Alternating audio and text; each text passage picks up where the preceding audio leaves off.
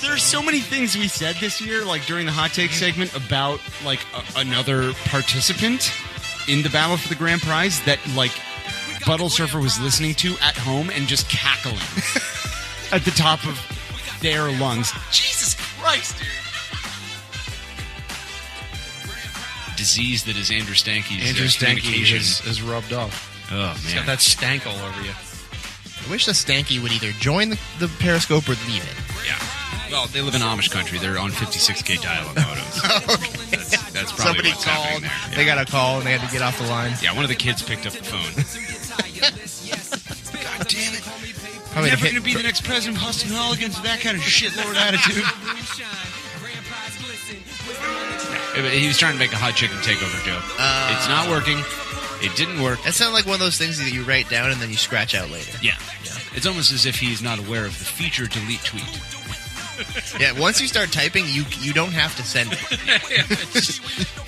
just you can do that. Yeah, even Katie knows that. She's literally internet retarded. Yeah, she sure is. This is what my English teacher told me once. Next time you have a thought, just let it go. Hello, everyone. This is your good pal Morgan Hughes talking to just you, Andy Stanky. Got a little piece of information for you. If you find yourself tweeting something that is so unbelievably not funny that people on a podcast that no one watches or listens to makes fun of you, just go ahead and press the delete button. It's a feature. It's native in Twitter, and if you haven't been aware of it before, you are now. And you can go to you can suck it. WWSD. What would Shane do? Yeah. Not say anything and like it. He'd like it. Yeah. With the Stank Lordess herself. As leader of the Stank household, I'm going to need you to go ask Andrew for the man balls. Fucking Stank House is real shit, right? Dude, you just take it easy. My hand. Julie and Andrew's House of Stank. Pancakes. Do you put syrup on those too? Or maybe just some blood in urine? Moving on. And for that, you get nothing. You lose. It's a nice try. Maybe farting red cards are a nice try. Keep taking notes from your wife. I really feel like the Stank Lord is on his way to his first ever blood points, but Jeanette had to Jeanette. Well, let's not go back and revisit it. Let's just move on. No. Let's just assume it was not good. God, the Stank Lord is such a pussy. Yeah. As Buttle Surfer walks around that side of the table, John, will you turn the camera towards the Stank Lords? Nobody wants to see that.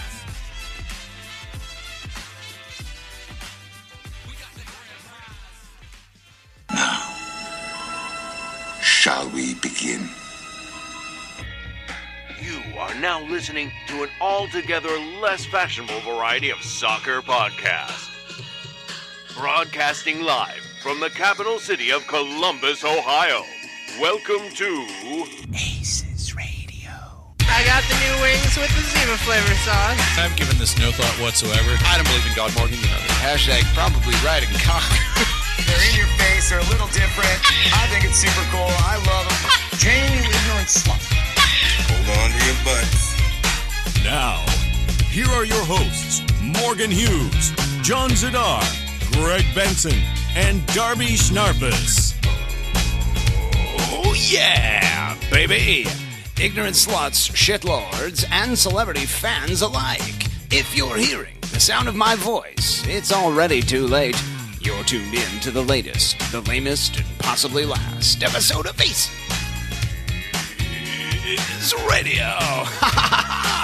It's a Buffalo Bills podcast only.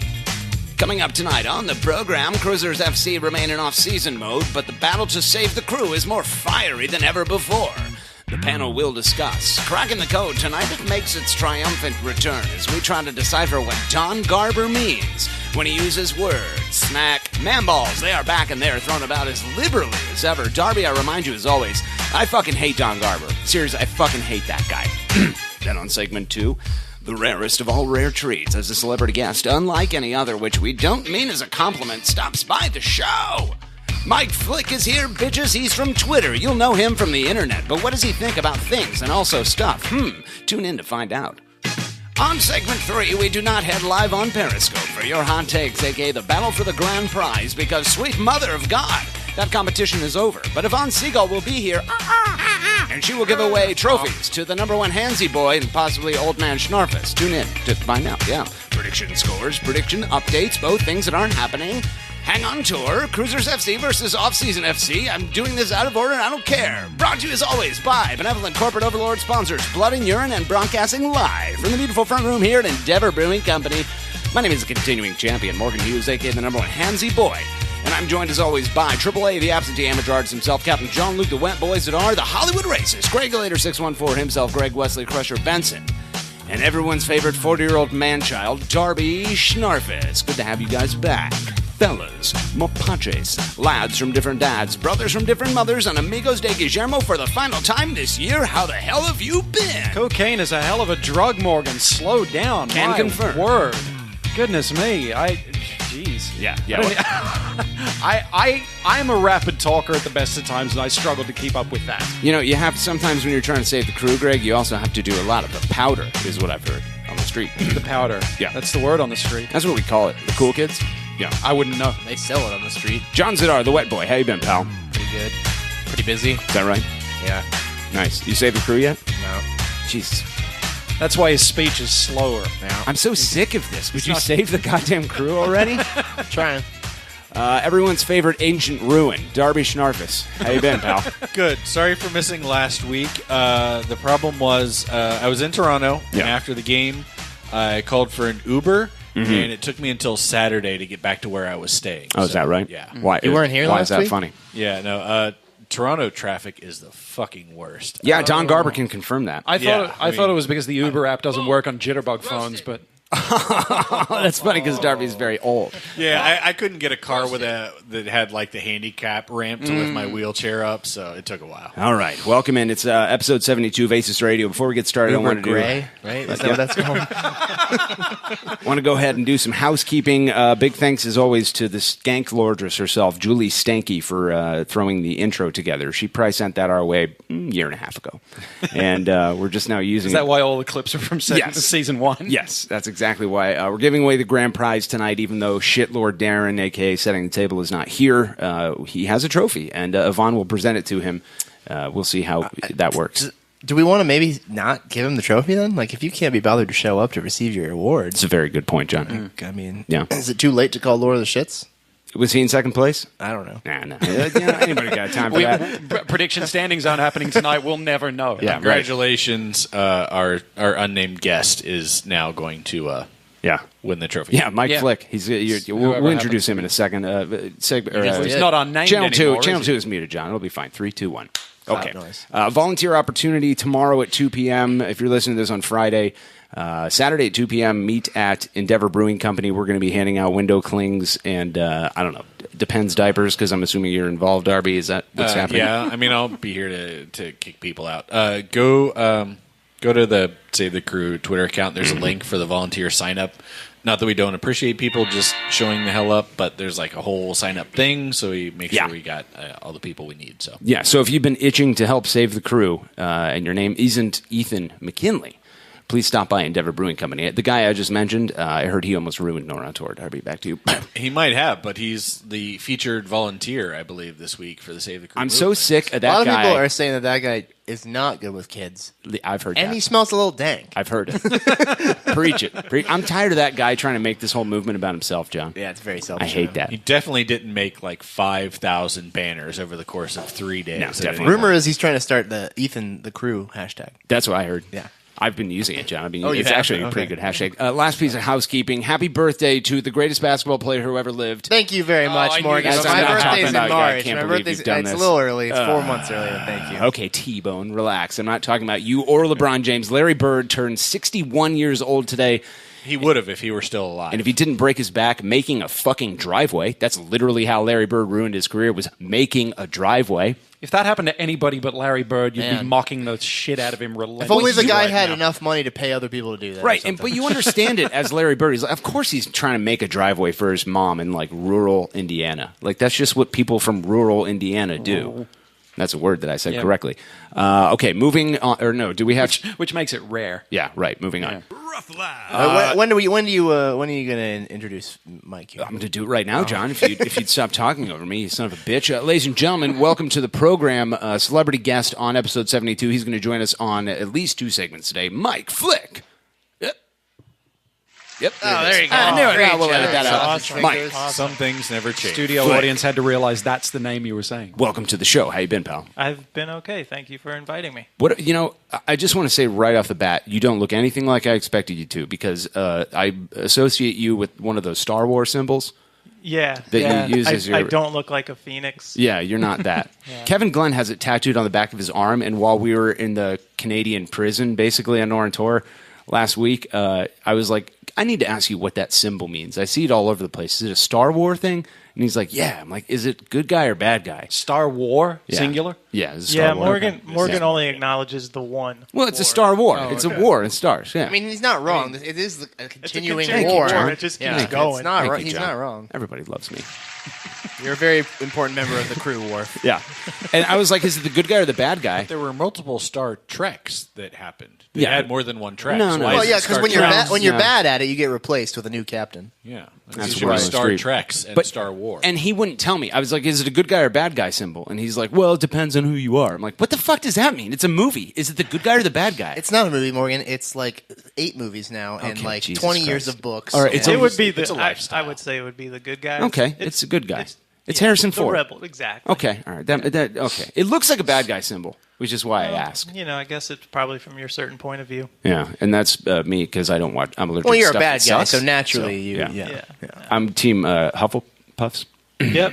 That's the movie. Yep, that's it. All right. it. Yep. Hey, moving the fuck on. Save the crew. Let's give a quick update. We dropped an app yesterday, John. I wonder if Where you did you drop it? I wonder if you could tell us about Should we that. go About 3 find feet it? in front of Yeah. him like a scarf. Yeah. In the Google Play App Store and Christ. the iOS Google Play, iOS App Store. Yeah. Yep, it's out there. Yeah. It's good. How's it going? It's going well. I believe it is 78th in the rankings. Oh my God, there's a dog here. Nothing but 5-star ratings. I Nothing believe, but also. 5-star ratings. That's solid it's- metrics. It is. Solid Yeah. metrics. I mean, it's above Ambitious. things such as the BN Sports app, the official Oklahoma City Thunder app. But yeah, it's up there. It's doing well. I want to repeat that just so everybody hears it clearly. The Save the Crew app is one of the top 100 downloaded apps in the Apple Sports category. App Store. Sports category. Yes. Who cares? Sports Don't category. specify, John. It's more impressive the way I said it. Well, when that's called fake news. Those are called lies. That was a Buttons are lie working, right? that was of omission, not commission. So that's Yeah. fine. But I mean, honestly, there are a lot of sports apps. Think about it. Save There the are. Crew is That's what I'm top saying. 100. BN That's fucking Sports, crazy. That's like a premier soccer television station. Yeah. I don't know how good their app. I mean, their app might just be. Their app is garbage. Oh, it's garbage. You can Yeah, never it's use terrible. it. But Yeah. okay, well, It we're should better also- than that. Yeah. We're better than garbage. Yeah. Yeah. It should be noted that Save the Crew has now created one more app for Columbus Crew than Columbus Crew has created for Columbus Crew. Yeah, I mean, I think only 2/3 of the teams in the league have apps for them. Yeah, so- based on my shitty research skills, 39% of the teams in the league don't have apps, and of the ones that do, only 3 have apps that are they're listed as the app developer. And these guys threw this app together in they put it together in a week and a half, 2 weeks. That's not to say they didn't work hard on it, John. No, they did. Oh, yeah. It's very hard. Yeah, Super hard. Yeah. Harder than Doran. that's what they say, John. But yeah, and there's a lot of other really cool stuff planned for it for the next update or two. So it's a little bit bare bones now, but it does what you need it to do. It's got the shop on there. It's got the blog on there. It's got Greg, get on for there. your photos. You're one of the top lads in the game today, and I know that you have apps. And I know that you always say to me, Morgan, I'm a big fan of the apps. Yeah. I'm downloading them. I'm checking them out. Downloading one right now. I'm rating them. I guess. Your impressions of the Save the Crew app, my friend. Great, because I think we're waiting for him to download it. Yeah, we're probably waiting for me to. Depends on how good the Wi-Fi He had to is. delete the Houston Dynamo one off his phone to make space for it. Yeah, well, season fucking over. Lovely. I just thought that was a big deal. Top 100 apps. That's fucking huge. It is. It's That very is big. that is Yeah. a big deal. That's huge. massive. We need to keep the downloads up, keep the rating. Yeah, uninstall it and then download it again. That's not. Is that what you're saying, I don't John? No, think that that doesn't help. Yeah, Delete, no, tell everybody you know. It's not how it's I know holiday this works. season. You're seeing Buy your family. 20 burner phones. Take Grandma and Download Grandpa the app on Vi's phone and install the app onto it. They're not going to use it. They don't need to, but they can have it. That's a joke from last week where we were talking about grandparents smoking marijuana. That was it. Everyone loved that. As a callback. That was You're right. great. That was great. There's a documentary coming out at some point whenever Sean feels like it. Before humanity is dead, there will be a documentary coming out. Wow, I mean, you can't automatically assume that these days. To be fair, we could all fucking die today. We could be dead right now and not even know it. Yeah. A lot of people are saying that the universe is a simulation in a giant computer. I totally and completely Colonel agree with Nye that. says that. Are we dead or is this Ohio? Why can't it be both? Back to you, Greg. Yeah. So I was Sean Kelly was going to be on segment 3 today. Literally in but the middle of talking, you went he back missed to me. his flight. You're done. This season's done, Greg. So he missed his flight. He can't be here for segment 3. I think he's in the process of uploading it right now. So at some point, while humanity exists, there will be a documentary, and you'll be able to watch it. And then he had to go to Orlando after this, which is like the worst punishment I can think of for completing his documentary. Ben Beachy's nodding his head in the corner. But why was he going to... Anyway, maybe it was a connecting flight. With his freshly beer. purchased homage hat. He's like, I moved to Columbus. I got to look like it. It's definitely how you say that word for sure. I think Homage. he's just checking up on the last Austin pro soccer team. Uh-oh. We got some hot takes. Back to you, Mike. Hey, You're killing it. One last thing about the documentary before we move on. Apparently, Sean told me that the apex of the the big part of this is like a fight between me and you, John. When we were like deploying the fucking banner. Oh, when it started to go up early because of the drunk people. And I texted you about it. I didn't remember this at all. Like, it was so inconsequential to me. But John started throwing the banner up like a solid 30 seconds before we ever do. And I'm like, what the fuck are you doing, The drunk dude? people started pulling it, and I couldn't stop them. And then I started to stop them. And at that point, I figured, let's just do it. But apparently, you and I are just screaming at each other. And it's like... and you didn't remember that either. No. So while you're watching that documentary, remember, John and I are not enemies in that way. Like, we're enemies in many ways, but we don't hate each other because of banners. I hate him like I hate Alex Stanek. And I hate you for very comparing me seriously. to Alex Stanek in any way. Nope, you're no more hot takes. Okay, fine. Moving on. There was so when I put this together today, guys. What's that? Who fucking cares? Is that Neil Sika? Keep going. No, I don't see a burgundy suit. So no. I just saw facial hair and I saw brown hair. Oh, okay. John's thing. How's that mic stand working for That's you? there, John? fantastic. I'll just take that out of there. Jesus fuck, dude. This morning there was talk of a lawsuit, right? On Twitter. Against you? Yeah, well, there always What'd is. you do? Who cares, John? I mean, I stole banners, I steal scarves now. Everything's great. So there was talk of a lawsuit this morning when I made like the outline of ACES Radio, and by the time we got here, it had completely and totally exploded. And Darby, I wondered, because you're an old man and you read the newspapers. Yeah. You probably The went down to actual the corner shop today and you said, I need my roast beef sandwiches and I need my newspapers. Drinking coffee at the McDonald's with all the geezers reading the Oh, newspaper. Where are my Erickson. readers? Where are my readers? Old people call reading glasses readers because glasses is inconvenient. They don't like that word. Tell us about this lawsuit that came down today. What happened? And back to you. All right. Well, so what was sort of going on in the morning was that abstract. Somebody had pointed out recently that the state of Ohio literally enacted a law after Art Modell took the Cleveland Browns to Baltimore. Basically, they made a law that said, don't ever fucking do that again. Like, you have to get permission or you have to sell the team or something. You have to give a 6-month warning. Right. Or and you have to give an opportunity for the locale to buy the team. Right. If you play in a tax-funded facility. Yeah. The majority of your home games.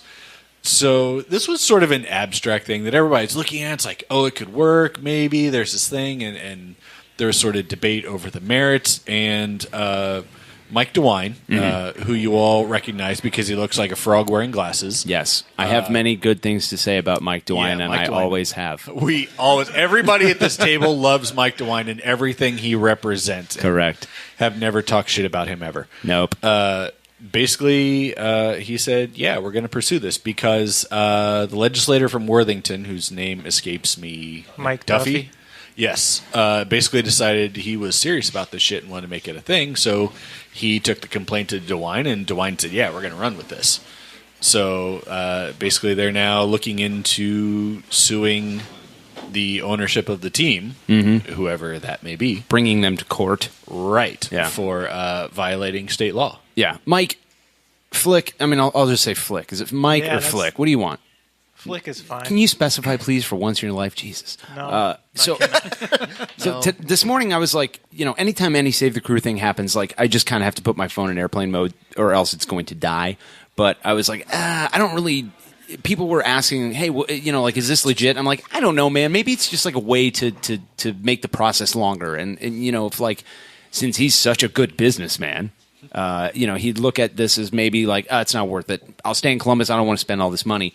I talked to a journalist who had spoken directly with Mike DeWine. It's like an investigatory thing. It's like a journalist. Andrew Erickson is a journalist. It's like a roast beef sandwich enthusiast. Is it up or down from journalist? Right in the middle, John. Oh, yeah, right in the middle. Scrapes the shit out of the sides too.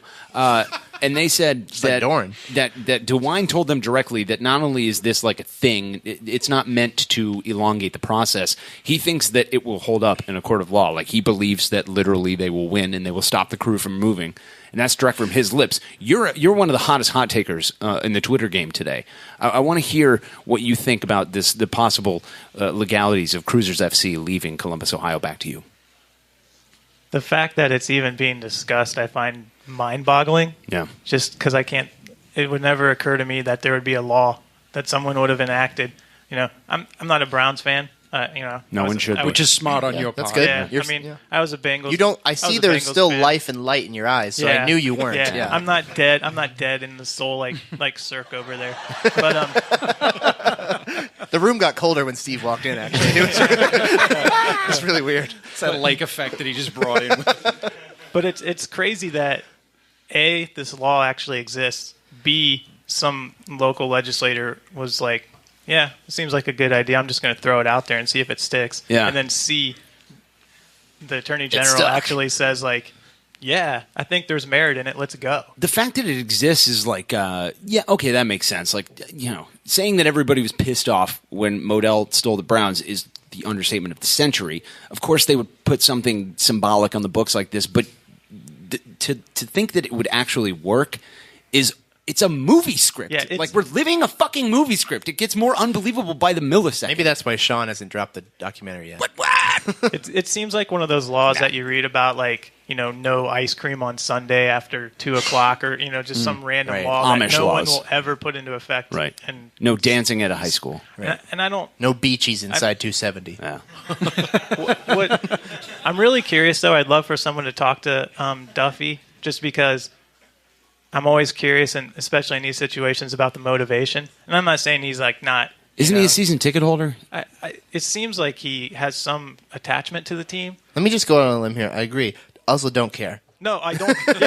I don't care at all. I'd be interested to know why, but also don't care. Yeah. I mean, there are a lot of people who I think are assholes, and I'm interested why they're assholes, but then I don't care in the end. So it's kind of. But I am curious why he's the one who latched onto it, and then how is he even aware of it? Right, that's a 20-year-old law that came into existence for one very specific reason. What if I told you he lived in Worthington and he's a Browns and Crew fan, and he's a legislator? I thought you didn't care why. I'm just saying that's probably how he knew. I mean, he can know without necessarily caring. That's true. He approaches the baby gangster. I have to be aware of a lot of laws in my job, and still, I mean, reading more than 5. Which ones?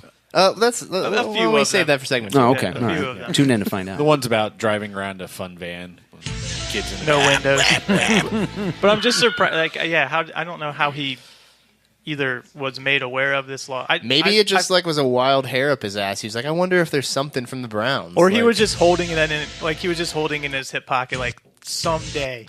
I'm using this law against waiting for it to leave. It's going to be He read that the day after it was enacted. He was like, soon. Yeah. It's it's going to be the he's Clippers had it on a or sticky the Reds note next to his monitor, and he's just like, I'm either going to be a hero or an idiot. Oh, yeah. Dude. Everyone would lose their shit if the Clippers left. Save the Clippers, a hashtag that will never happen. Yeah, well, people love Dime a Dog Night, man. Yes, people love hot dogs. People love What if I told you people that also the like Clippers dollar could... brats, but hey, let's not do that one anymore either. Right, yeah. It's true. The Clippers could leave as long as they still held Dime a Dog Nights at Huntington Park. No shit. No one would care. No one would care. You wouldn't know the difference. Right, yeah. That baseball game just gets in the way of everything. Yeah. Right. Hey, season ticket holders for the Clippers, name one outcome from this season. Nope. No one? All right. Fantastic. Roger DeBoer ate 8 hot dogs on March Yeah, right. 12th. Well, I vomited after one game. I don't remember why. Earlier, Chaz happened. Earlier, how dare you? Earlier in the Save the Crew movement, I thought that there was going to be. I thought Drew Carey. Something happened behind the scenes with Drew Carey, and I was like, dude, what if the reason that the crew are saved is because the Browns died, and it didn't come to fruition. That guy's a fucking turncoat communist, but. Now, here we are again. The Browns died for your sins. Right. Apparently. What if the Browns died to So save that the you crew? may live. As someone who's definitely not a Browns fan and wants to see Steve suffer, I'm okay with this. Greg, back to you. Your thoughts on the Browns being a tragic investment of your time and energy? Well, I'm a Bears fan, and I'm just happy that we have someone to laugh at. Hold on. I got a drop for that. Scroll to it. Yeah, there you go. There you go. Yeah. I'm actually wondering if maybe there's a way where we can hurt Browns fans more to increase our chances of being successful. Yeah, I'm interested like, in this. Have their team move and then write a stronger I don't know. law? Like, is there a way? Like, see, I'm torn. Move the Browns again. Right. Like, if I drive up there and like hit Josh Gordon in the knee with a hammer, does that do anything? He won't feel a thing. Yeah, he wouldn't feel Can't that. hurt. I mean, I don't want to because he's on my fantasy team, but I will. Also, you don't like attacking people, is what you were going to say next, No, right, John? no, I've never done Oh, you're that. fine with that? Ever. No, okay. All right. Greg, your thoughts on the lawsuit? Historically, lawsuits to try and keep a team in a town have not really, panned out very well. So I'm a little bit skeptical of this. Don't you shit on this. I'm not. I'm being realistic. All right. I would. I sense some bias here, as if his favorite team was relocated to Houston from somewhere else or something. I mean, that's fair. The only reason that Houston has an MLS team is because of a relocation similar to a Browns-Ravens kind of deal. Yeah. You would think he'd be against teams being deported, but who knew? Well, if they're full of white players, I gotta. Good God.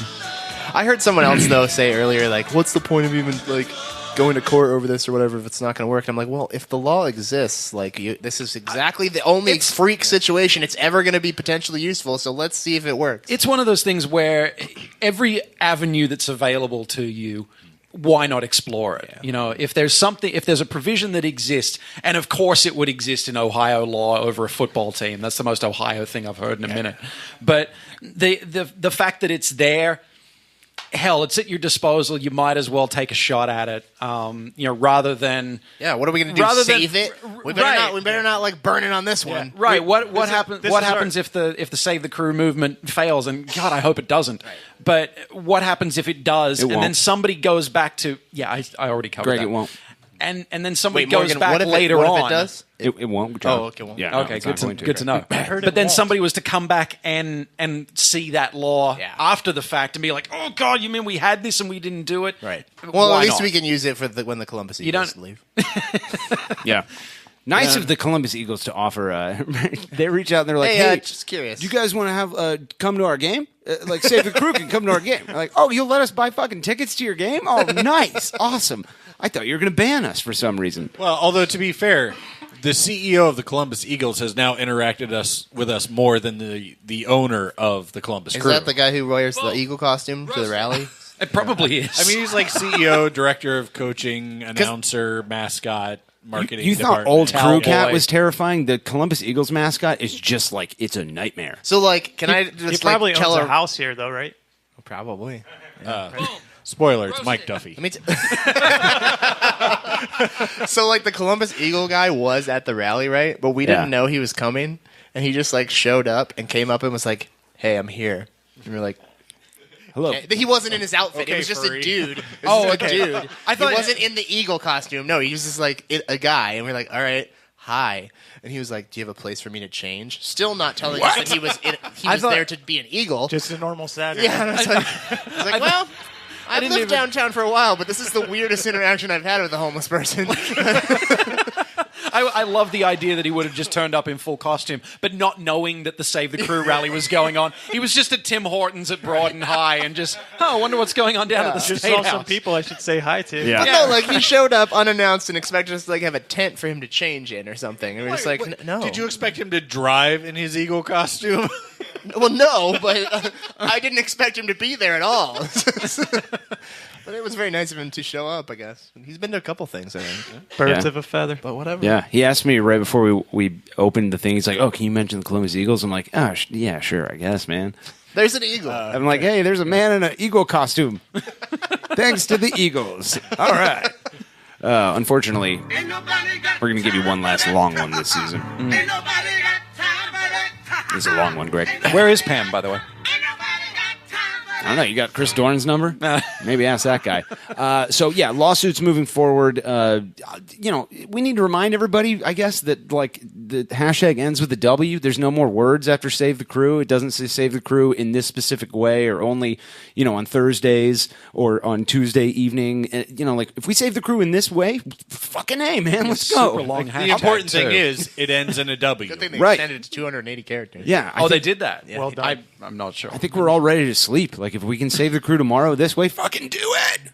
That's Megan's favorite question to me is like, how excited would you be if you guys helped save the crew? I'm like, I'm excited, I guess, but I would just like it to be saved. Yes. I don't give a shit how it happens. I mean, is that not the reason you're doing the thing? John's like, It'd be all right, I guess. Yeah. Whatever. Whatever. The pre-court can literally come out and go, the team is staying here, and no thanks to save the crew at all. And I would be like, fine, that's great. Yeah. Awesome. Like, what do I have to do? I have to move? I'll move. Wait, if you can... To Kansas City. Okay. Is there finally a way to get rid of John Mr. Zadar? Precourt, you did hear that. If you save the team, John will leave. Yep. Yeah. And that's good motivation. Moving the fuck on. John Zadar, what if I told you there was a cure for the scourge that is you moving to Kansas City, Kansas? Is it me moving to Kansas City? Is that really a scourge, though? That's right, Greg. They say the only cure for the scourge, that is Kansas City, Kansas, which is where the Sportings play, not Missouri. So guys, let me tell you don't about the confuse bar that. they have there. No, John. Unfortunately, we don't have time for that. And now, yeah, it's knowledge. An ACES radio I'll text exclusive. you. Please don't. Cracking the code. They say it. Everything we do is for the city. What? We explain it. Who we are is for the city. I understand you. You reap the benefits. What? They speak English and what? What? English, motherfucker! Do you speak it? Yeah! And it's all for Columbus. For Columbus, indeed. Welcome back, ladies and gentlemen, to another edition, the final edition this year of Cracking the Code, which is going to be called Greg's-planations. But Sean Sitar has both ruined the Nordac and does not respond to text messages in a timely fashion. How dare you? Today's Cracking the Code clip comes to us from none other than Don Garber. Any GCG bags want to do a thing right now?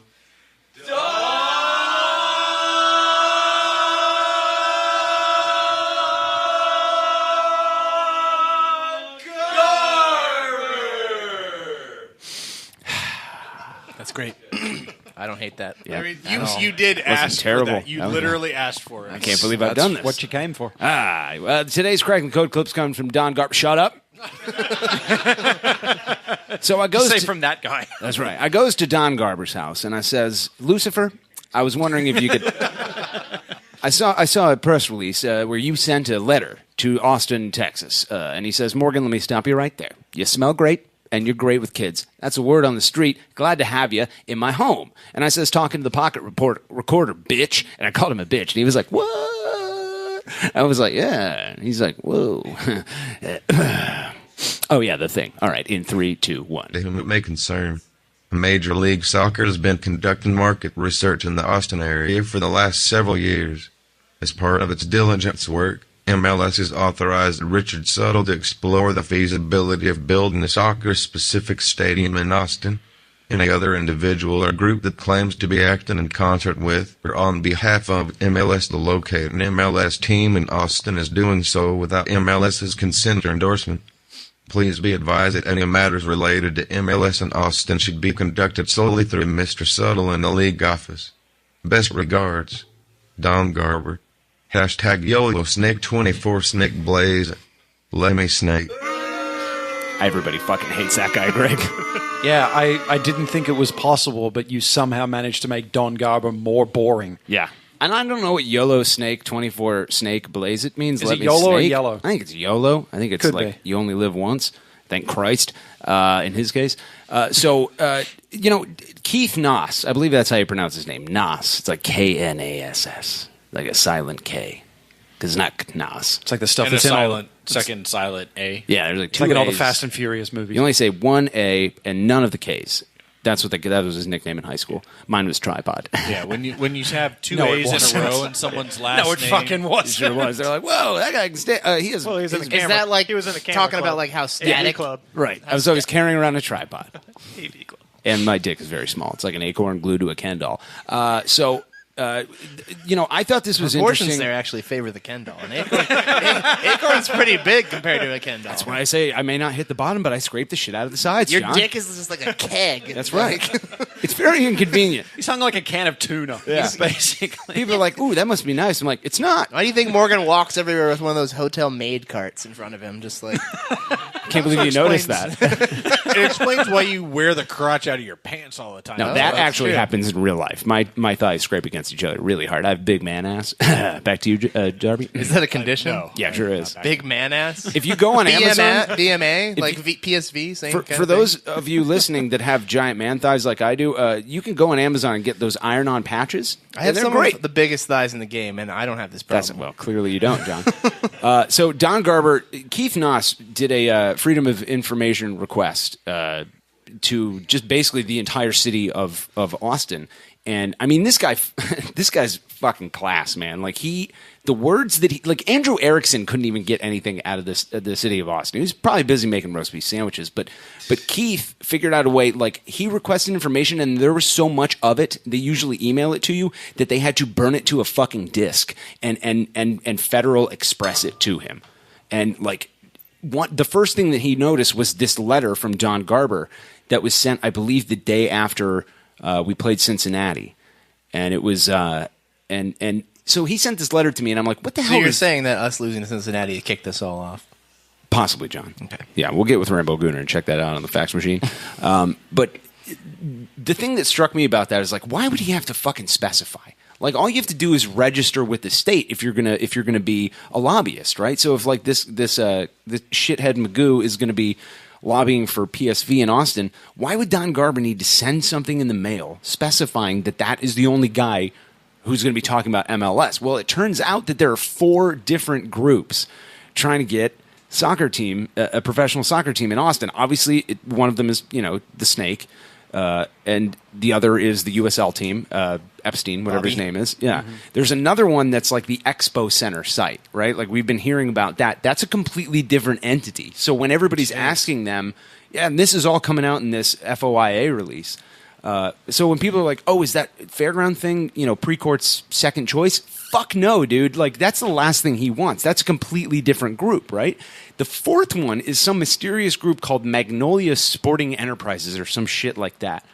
And that's not run by a supervillain. Right. It's funny you say that, John. So that is Precourt's group. What? God damn it. That's the wrong one. Bees on the track.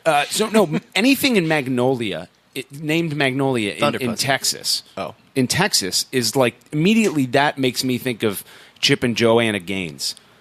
From, what's that show called? Flip It or Flop It or something.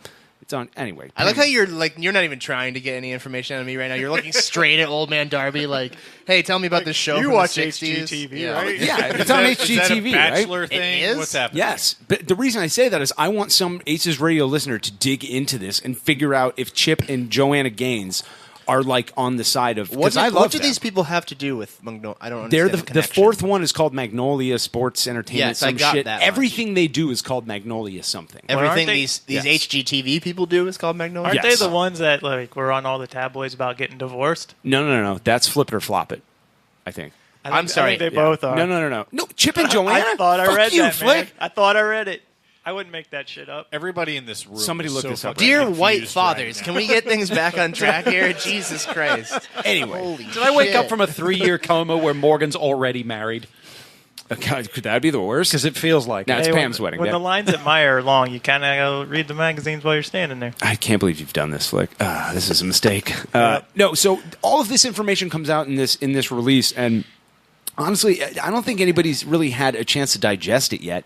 But Erickson kind of released some stuff, and somebody else released some stuff. Darby, you probably saw some of this stuff. I want to get your hot takes on, I don't know, Don Garber, being in, it seems to me that he's more involved in this than anybody even thought. And we thought he was pretty fucking involved in it. Back to you. Yeah, and it sort of it's making certain things make sense. How overtly he has been shitting on Columbus recently. So one of the things that also came out this afternoon was the Men in Blazers podcast, where Garber was basically blatantly lying about stuff related to Columbus. I hate him.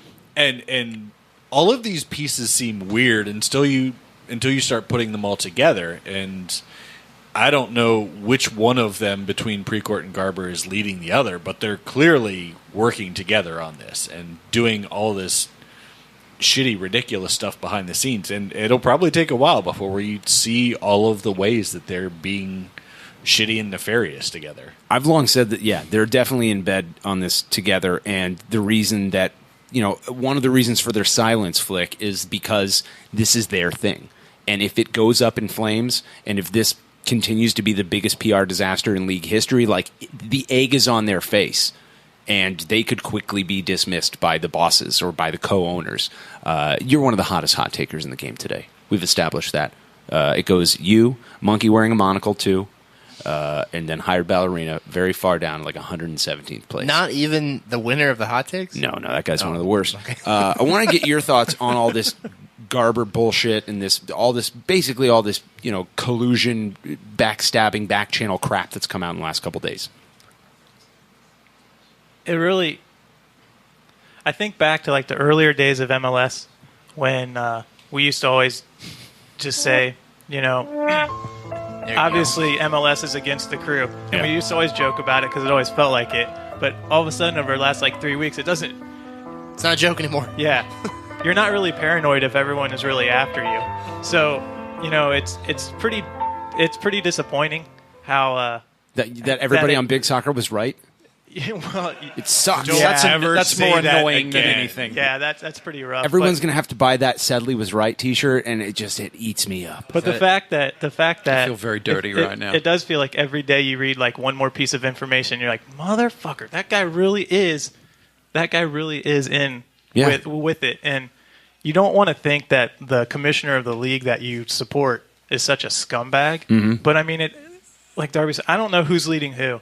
At first I thought maybe just Precourt was the clown and, Garber was sort of the lion tamer. But in fact, I don't know who's who in that one and who's actually they might be taming each other at this point. How could you? They've said nothing. I mean, they're trying to murder the charter member of this league, and they don't fucking talk about it. Well, and that's the weird thing that you would think, and no disrespect to the people who are obviously the spearheads, behind Save the Crew, but the fact that they're getting punked in the public relations field by a bunch of dumbasses, it's pretty sad. I mean, there's no way that Darby should has ever, no idea what he's doing. I can't believe how much success he's seen. There's no way that this should ever happen. I mean, this is fall into it. There's no good way to try to relocate a team, but this has to be the absolute worst way to try to relocate a team. This is like textbook. Like when people are going to look at this in the future, like I need to move a team. Well, don't be like those guys. Yeah, they're the worst, and they've handled it so poorly. And the fact that, like you said, they're just so silent. Yeah,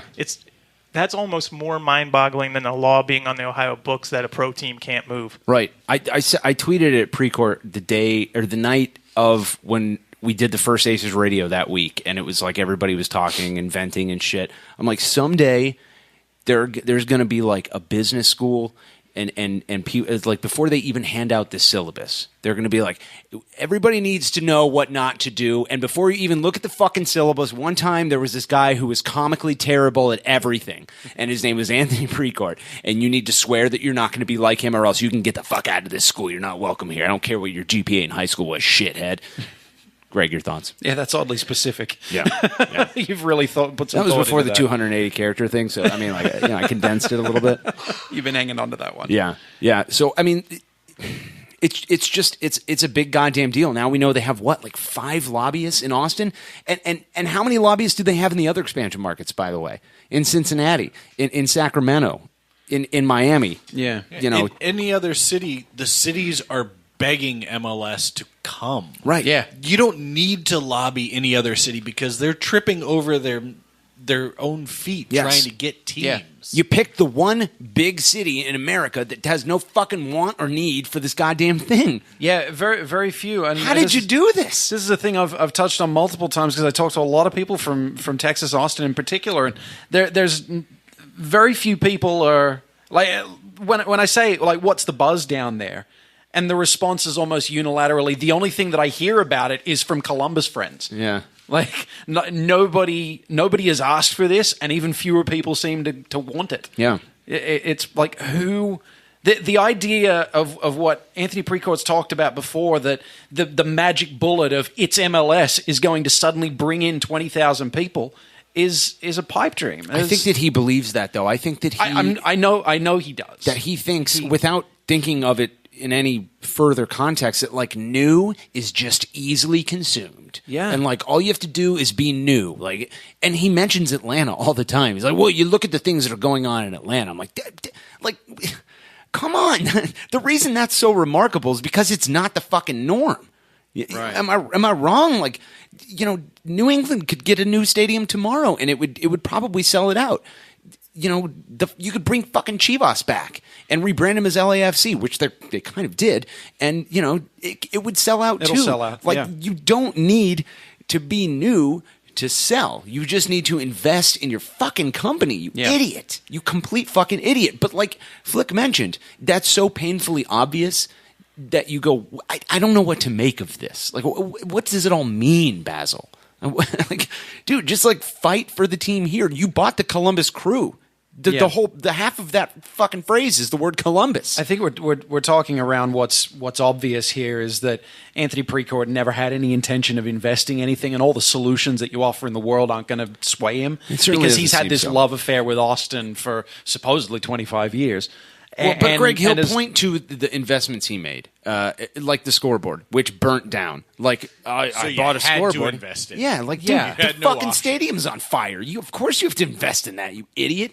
Oh, I bought new seats. They're on fucking wheels. You can take that. I was thinking about that when I was at the stadium the other day. I'm like, how many of these things that he invested in can just be unbolted from the ground and sent down to Texas? He didn't exert himself. Is the point, in that all of these investments that he talks about are chump change to a guy like him, and that it was really just done as a way of saying, look what I've done for you, like showing off the measly stuff that he's actually done, so as he's got this excuse to say, oh, well, you guys didn't appreciate it, so I'm going to, go off to the place where I wanted to go all along. Yeah. That was the plan. Like I said, none of the solutions that you present are going to change his mind because he had an end game from the word go. Yeah, and that's why he's going to lose, because he's a fucking moron, because that kind of shit never works out, especially in Columbus. Like, why'd you think you could fuck with us? Like, what that ever happened in this to this team, to our fan base, to our city, made you go, whoop, that's why they should be fucked with. Like,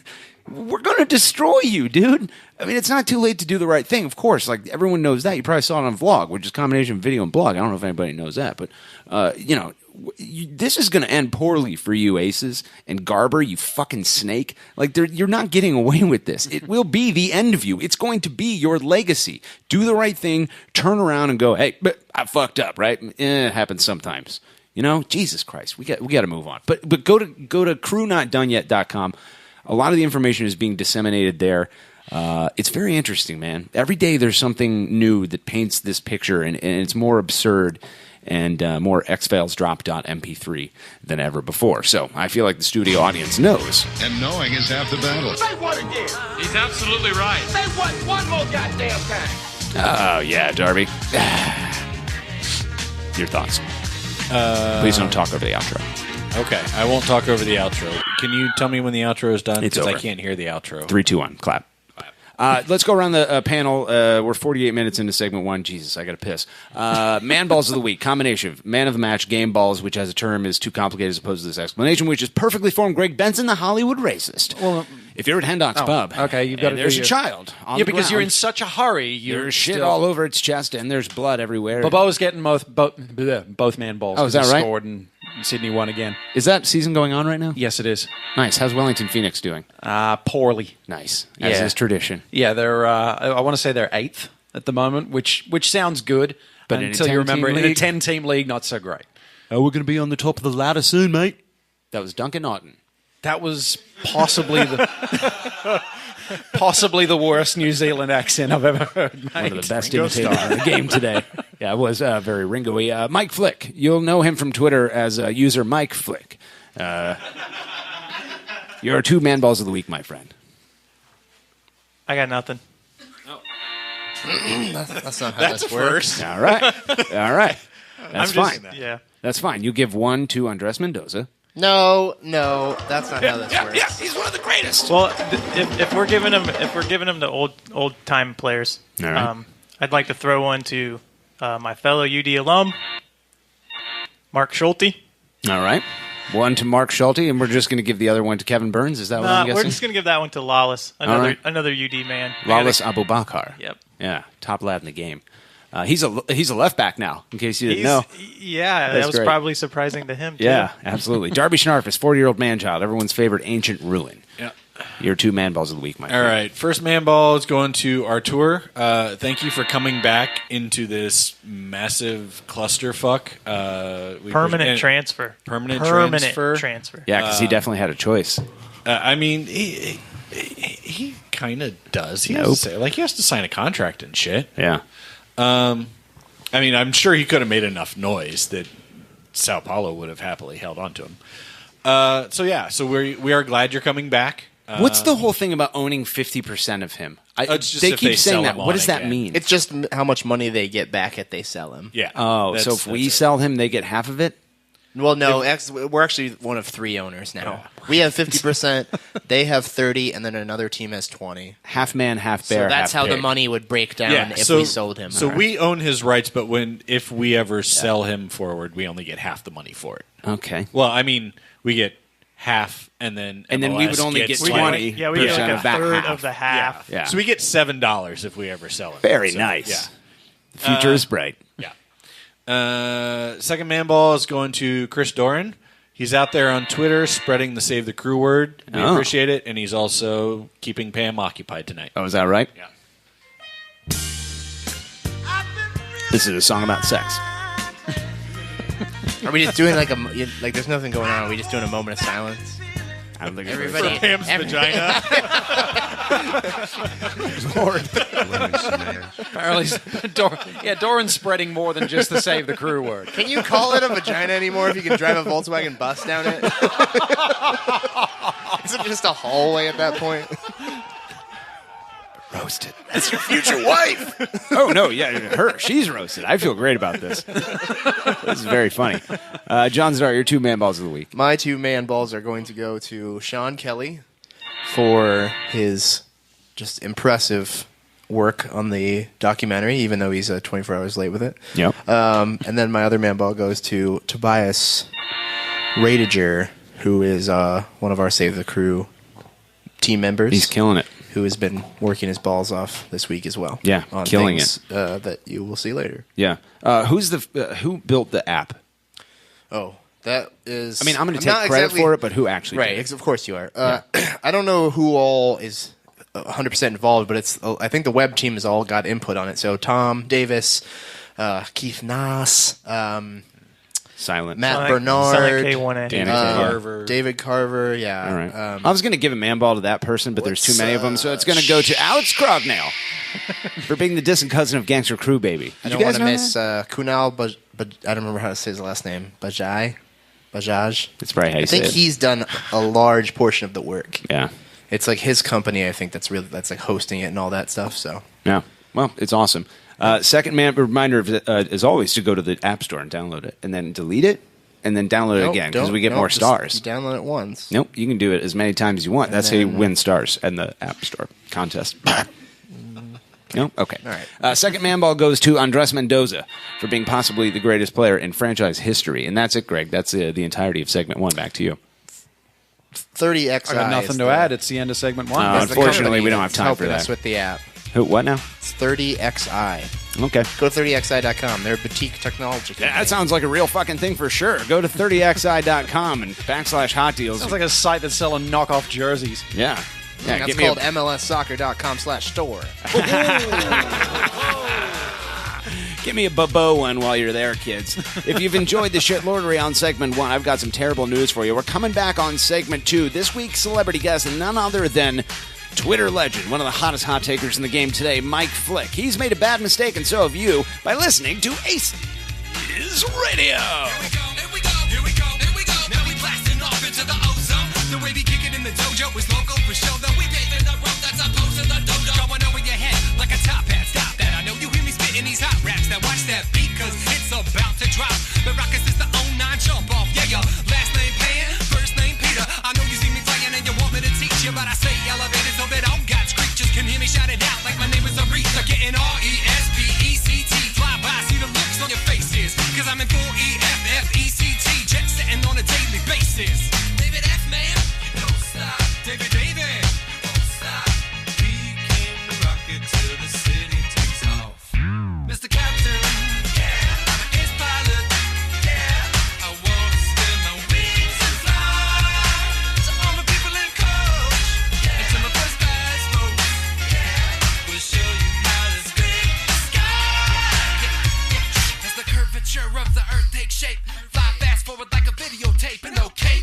Just follow my jet stream, proud in the clouds on the boom in your precinct. I'll have no trampoline, black box in the pocket of my jet jeans. Shine with the stars so bright, even NYC sees me. Get that? Yeah, baby. Ignorant slut, shitlord, celebrity fans, John Clem listening live from Federal Penitentiary Prison in the state of New York. You've made a tragic mistake by sticking with the garbage dump failure trash podcast known as ACES Radio. Welcome back. It is episode 72. My name is Mayor McCheese. Thanks for joining us. Greg, we're back. It's the last time here in season 2. Yes. On segment 2, which can mean only one thing. Double deuce. Yeah, double deuce indeed. That's what they call us. That's it. Yeah. That's what this segment is anyway. People come up to me, Morgan, are you from the double deuce? And I say, yes. Go ahead, Mayor. Oh, okay, back to me. Yeah. Ladies and gentlemen, if I could, I'm going to go ahead and mute Channel 2 for the rest of our lives. Is that all right with you, John Zadar? Yep, he's trying to save the crew right now. Lovely. Ladies and gentlemen, welcome to the program. Sorry. That's on Slack. Long time, first time, Mike Flick. Mike Flick. Welcome back. Thank you. How you been in between segments 1 and 2? Pretty good. Yeah. Now, you made a comment in between segments 1 and 2 that being here and seeing all of our shit is overwhelming. What do you mean by that? Are you talking about the stuffed animals? Nah, I'm pretty good with stuffed animals. Everybody hates them. Interpret that how you want. Nah, it's just looks professional. Are you impressed with the Larry Bird figurine? I'm impressed that you didn't have A-Race here today so that you could go on and on about his time covering Larry Bird on Larry Bird's World. That is a total scheduling mistake. I would love to have Arache here like every week. He's a rare treat. That guy's just like, he's fucking awesome.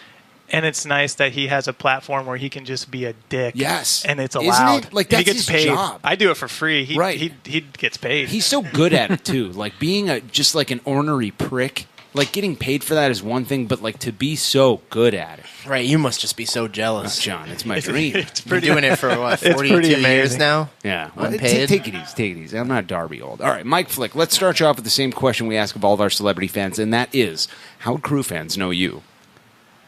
I've been hanging around the various... This'll date me. I've been hanging around the various message boards. Since I got on Big Soccer in 99. I was around for the match night era of the crew message boards. The crew message boards Match itself. Night. Is that a TV show? Oh, no, it's Sports Night. No, it's Sports Night. You're thinking Family Ties. Nope. Yeah, you had the Prodigy account, didn't you, back in the day? No, I never did have a Prodigy account. What does that mean? Being roasted by Darby for being old? What an insult. See, He's John, finally found someone he can talk to. Back before there was an internet. In Yeah. fact, before there was an America Online. Oh, I remember There that. was a service You've got called mail. Prodigy. It was the precursor to all things internet. You had your chat rooms and your emails and all of these Okay, is there any things. non-nerd shit for us to talk My about? father-in-law still has a prodigy.net email address. Well done. Every time I Darby get something, wore an onion on his belt, which was the style at the time. 3, 2, 1. I come from a land. Oh no, But then, but also, I'd say probably most recently, I used to have a relatively consistent presence in some of Cirque's notebooks back, in the earlier days of the notebooks, and then mascot soccer, and just general jacknuttery, I think is what we referred to it back in the day. Douchebaggery. There it is. Yeah, and then I did some Twitter. jacknuttery with Yosef's mom. I think most people now tend to know me from Twitter. Well, don't worry. We're going to dive real deep into the Twitter waters. I have a conspiracy theory to lay on you. What? You have a conspiracy theory on Twitter? No way. I know, right? What are the odds? In fact, the Twitter after we watched the crew get eliminated and Cirque was at my house, and I broke it to my wife. I was like, "Oh yeah, some people asked me if I would be on a podcast to talk about the crew," and she just looked at me with, I don't know if it was pity or incredulousness, and she's like, "Is this because of your Twitter?" It is. She was. Cirque was there, and we were both just like, I can't believe you agreed to do this, frankly. Like I and I've told you before, like in my spreadsheet where I keep track of like every single person that's been on, how many downloads we have. I'm a sick man. But one of the columns is like guests we want to have, and you are at the top of that, and you're above Dom Taberry, which tells you how much we wanted you here. Because John Zadar is one of the top lads in loving Dom Taberry. Nope. No? Okay. So that look of derision was great radio, by the way. Great job, John. Great job. That broadcast was really paid off. I didn't even think to ask you because I was like, dude, he's never going to fucking do that. I don't know what that Star Wars symbol means, but I assume it means no fuckboys allowed. And, I didn't think you'd be here in Captain Fuckboy's palace of fuckboyness. What symbol? Star Wars symbol. Star Wars symbol? Star Wars. He gave it plural. No, you said plural. You said plural multiple There was times. multiple. Star Wars symbol. Yeah, you said Star Wars symbol. Sometime Darby, between get your segment jack. 1 and 2, they found time for another Star War. Yeah. So, Flick, where are you from originally? Where be you from? I was born in I was born in Aurora, Colorado, but I only lived A suburb of Chicago. It's Excellent. Yep. Aurora Borealis. And then very young, we moved to Dayton. So What brought you to Dayton? Your dad in the military? Actually, my mom and dad were both in the military, and that's where they met. Wow. And then my dad is from Dayton, and so they moved here after they both got out. So, have you ever heard Greg Berhalter say the word Dayton? Is he? I think so. He's one of those guys that puts a D instead of a T, right? Like Dayton. He says Dayton. And I mean, he says it literally like that. Like Satan? Like, we're very excited to have Lala Sababakar. He's from Dayton. You're like, where did you? No, I when don't did think you I've heard that become, like version. an inner city What, youth. he's like Professor Flick from The Simpsons? What's going on there? Yeah, absolutely. So Dayton, how did you, Dayton, Columbus, like, you just discovered, like, oh shit, this is a shitty town. I need to get the hell out of here to the big time. Not so much that. Actually, it's... I'm trying to insult Dayton. No, that's fine. It's relatively easily insulted. Yeah. I respect the lack of enthusiasm to play his fucking game from you right now. Yeah. I love it. You're already our favorite guest. It's like most things. It's a love story. Yeah. My wife, who I met in college, when we graduated, when we were dating, she got a job here in Columbus, and I stayed in Dayton until we got married. It was a bird. And then... As Sean Kelly would say. Holy shit. It always is. Call back to episode 2. Fucking 2. Yeah, exactly. Okay, so growing up, were you a soccerman? Yeah. Everybody knows you were one of the top lads in the game. So I That's what I assume hear. that came from an early experience. Like, you've always been a top lad. Like, if you were the same age as Gangster Crew Baby, you may, like, contend for the title of next president of Huston Holligans. Growing up, did you play soccer? How'd you get into it? I started playing soccer in the first grade, actually. St. Helen Trojans. Of course. CYO soccer. Yeah. Go condoms. What part of Dayton are we talking about here? What part of Dayton? Yes. Because people say Dayton, but Dayton, like, nobody actually lives in Like Dayton. Germantown? No, I lived in Dayton. Like Springfield? Dayton proper? Yeah, Wow. until the 6th grade. Okay. And then my dad didn't want us to live in Dayton anymore. Okay. Why not? Because Dayton. You gotta, murders? Because, yeah. Should you even have to ask that Because question? of the city itself. So my dad actually was he's a police officer, and so he didn't want to he didn't want to live in the city anymore. So your dad was in the joke I was about military to make. and he was a cop. yeah, Is he like Captain Hardass? not so much. No.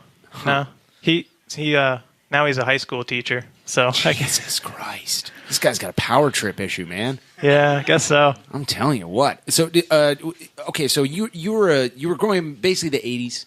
Yeah, right? I started first grade in 81. So it's you're a really lad. easy to remember. I started in the year that it was. So Yeah. first grade in 1, second grade in 2. It's actually pretty easy to remember. Yeah, The helps year I out a was lot. born. Soccer was not a consumable product back then. No, it was. We played. So we started in first grade. My coach had no idea what soccer was. He was just, a classmate's dad. Yeah. You checked books out from the library. That's how you learned about soccer. So just like it is now. But I mean, we played. First grade soccer. We were playing 11v11, full size fields, full size goals. None of this 5v5, no keeper stuff. And I mean, that's just how it. Were your parents have to watch that? Oh yeah, but we were good. We were good. Yeah, we ran the 2-3-5 formation. Just overran right? people. Yeah, Our Lady of Good Hope, St. Luke, bitches. Yeah. We just rolled them. Because the goal was like 10 times bigger than anybody, so you should have been scoring right? like 30 Yeah. goals a game. There are no diving saves. No, yeah. You It's just just got falling There's just awkward falling over saves. like the worst kid on the team just stands in the middle of the goal and occasionally manages to stop Yeah, scoring. it didn't really make any. Like looking back, I'm not. It was like, oh yeah, this was the Wild West of soccer because no one knew what the hell to do. Yeah, when I played soccer in first and second grade, and it was always someone's dad. It was like, who is off work the earliest? Yeah. You're the coach. Yep. Congratulations. Can you be here regularly? Right. Okay. What other sport? I mean, did you stick with soccer from first grade to now? I played soccer competitively all through high school. And then Is that because you got cut from the basketball team? I actually did get cut from the basketball I knew team. My sophomore year, I played basketball all Way the to way rip up. off the Band-Aid there, Yeah, Morgan. I Jeez. played basketball all the way up, and then got cut my sophomore year, and I just justified it, like, oh, fuck, that's more time for soccer. Yeah, I don't need you your wanna shit. play on this stupid team I anyway. don't want to play, you dumbasses. Yeah. But I got a few, not scholarship offers, but interest from a couple, liberal arts colleges. What?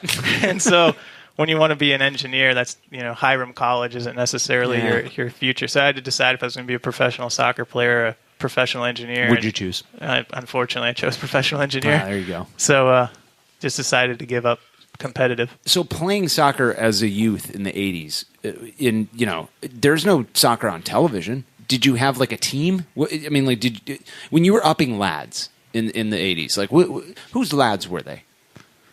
There was we had indoor soccer. It was pretty much your only real live soccer for the most part was indoor soccer. So we had like the Dayton Dynamo for a while. Ew. Now they're an outdoor NPSL, I think is what it is. But no, what you would do is you would actually buy. Man, this is gonna make me sound even older. Here we go. You buy a printed magazine. What? Soccer America, and you check the scores from like the Bundesliga and the English First Division, I think is what it was called at that time, rather than the Premier League. Uh-huh. And you were checking scores that were like 2 weeks in arrears, but you didn't know anybody. You didn't know there's no internet. Did you pick teams based on those standings? Nah, no. So there weren't like you see kids walking around like Manchester United jerseys and like Borussia Dortmund jerseys, and you're like, really, you fucking 7-year-old, really? Yeah, Are you're a big Manchester fan? You piece of shit, is what I say to them, Flick. I thought you were good with kids. Kids need to be told sometimes. That's that right, they're John. pieces of Listen, shit. listen. He has 7 kids. He knows. Is that right? Do you have 7 kids? I have 0. Fake news. I knew it. It's a much better number. So fast forward to what year did you move to Columbus? What year did your wife get the job here? She started working here in '98, but I moved here when we got married, so it's 2000, Okay. October 2000. Talk to us about how you got into the criminal syndicate known as Crew Union. I mean, the Columbus Crew. Well, Major League Soccer. So I was a big soccer fan. I mean, I went to World Cup games in '94, and I was like, holy shit, we're gonna have our own league, even though we did have leagues, but they were so remote because they were like playing in like weird places and stuff. Right. Well, when MLS started and found out Columbus was going to have a team, it just said, well, that's it. Yeah. That's the team I'm going to support.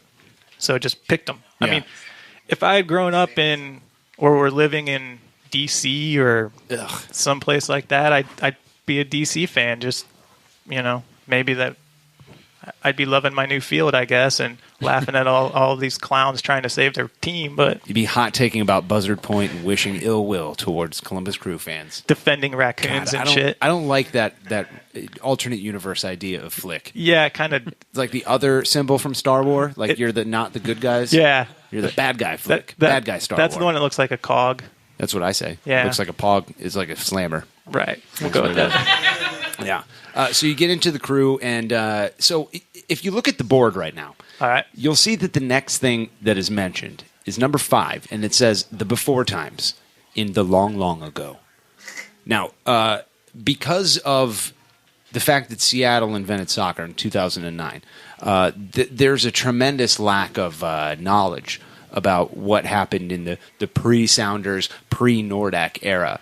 And I want you to talk about that. I want you to throw in some incriminating monkey-wearing monocle story, a.k.a. Steve Cirque. This guy is trying to make the Save the Crew movement all about him, and we need to tear him down. That's fair. Tell me about the old days. What do you remember most? Kind of like compare now to then. Like, what's the big difference? Well, the big difference is when you would go to a game at Ohio Stadium, and it was you and even if there were 20,000 of your closest friends, I mean, it was like spring games of old. Yeah. Before they started just letting people in for $5 and building that. It was a complete Cincinnati game. True. $5 tickets. It was just it was completely different. It was, it wasn't uncommon to have scores 6-4, 6-5 because no one could play defense. I mean, it was and the defenders back in the early days were pretty much just stereotypical hard men. That's how they took care of business. They weren't, insert Doran joke. Yeah, they weren't flying out of the back insert Doran. Like our backs now. Yeah. So it was just kind of a different game.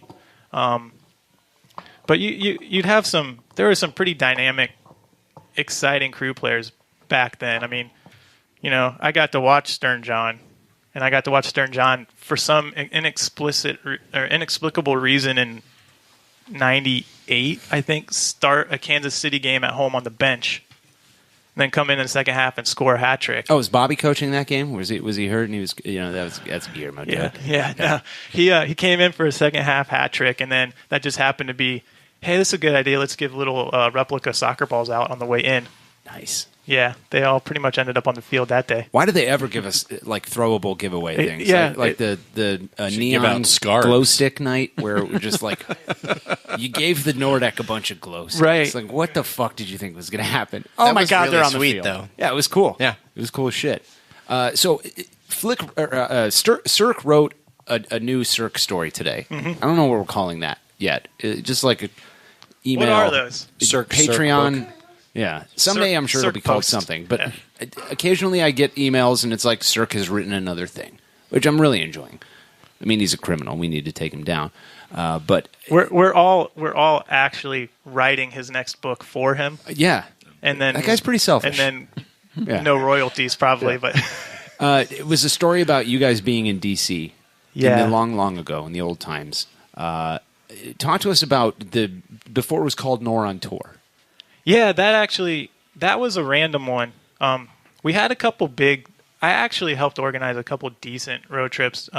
We did one. Oh my God, Morgan should take notes. He's never organized a decent road trip in his life. It was weird. Roasted. Because in the earlier days, the away teams weren't very helpful, and there was a lot of you having to I remember for one of the DC trips, I bought 100 tickets on my credit card. Jesus. And then had to trust that the clowns I would meet in DC were going to pay me back, right?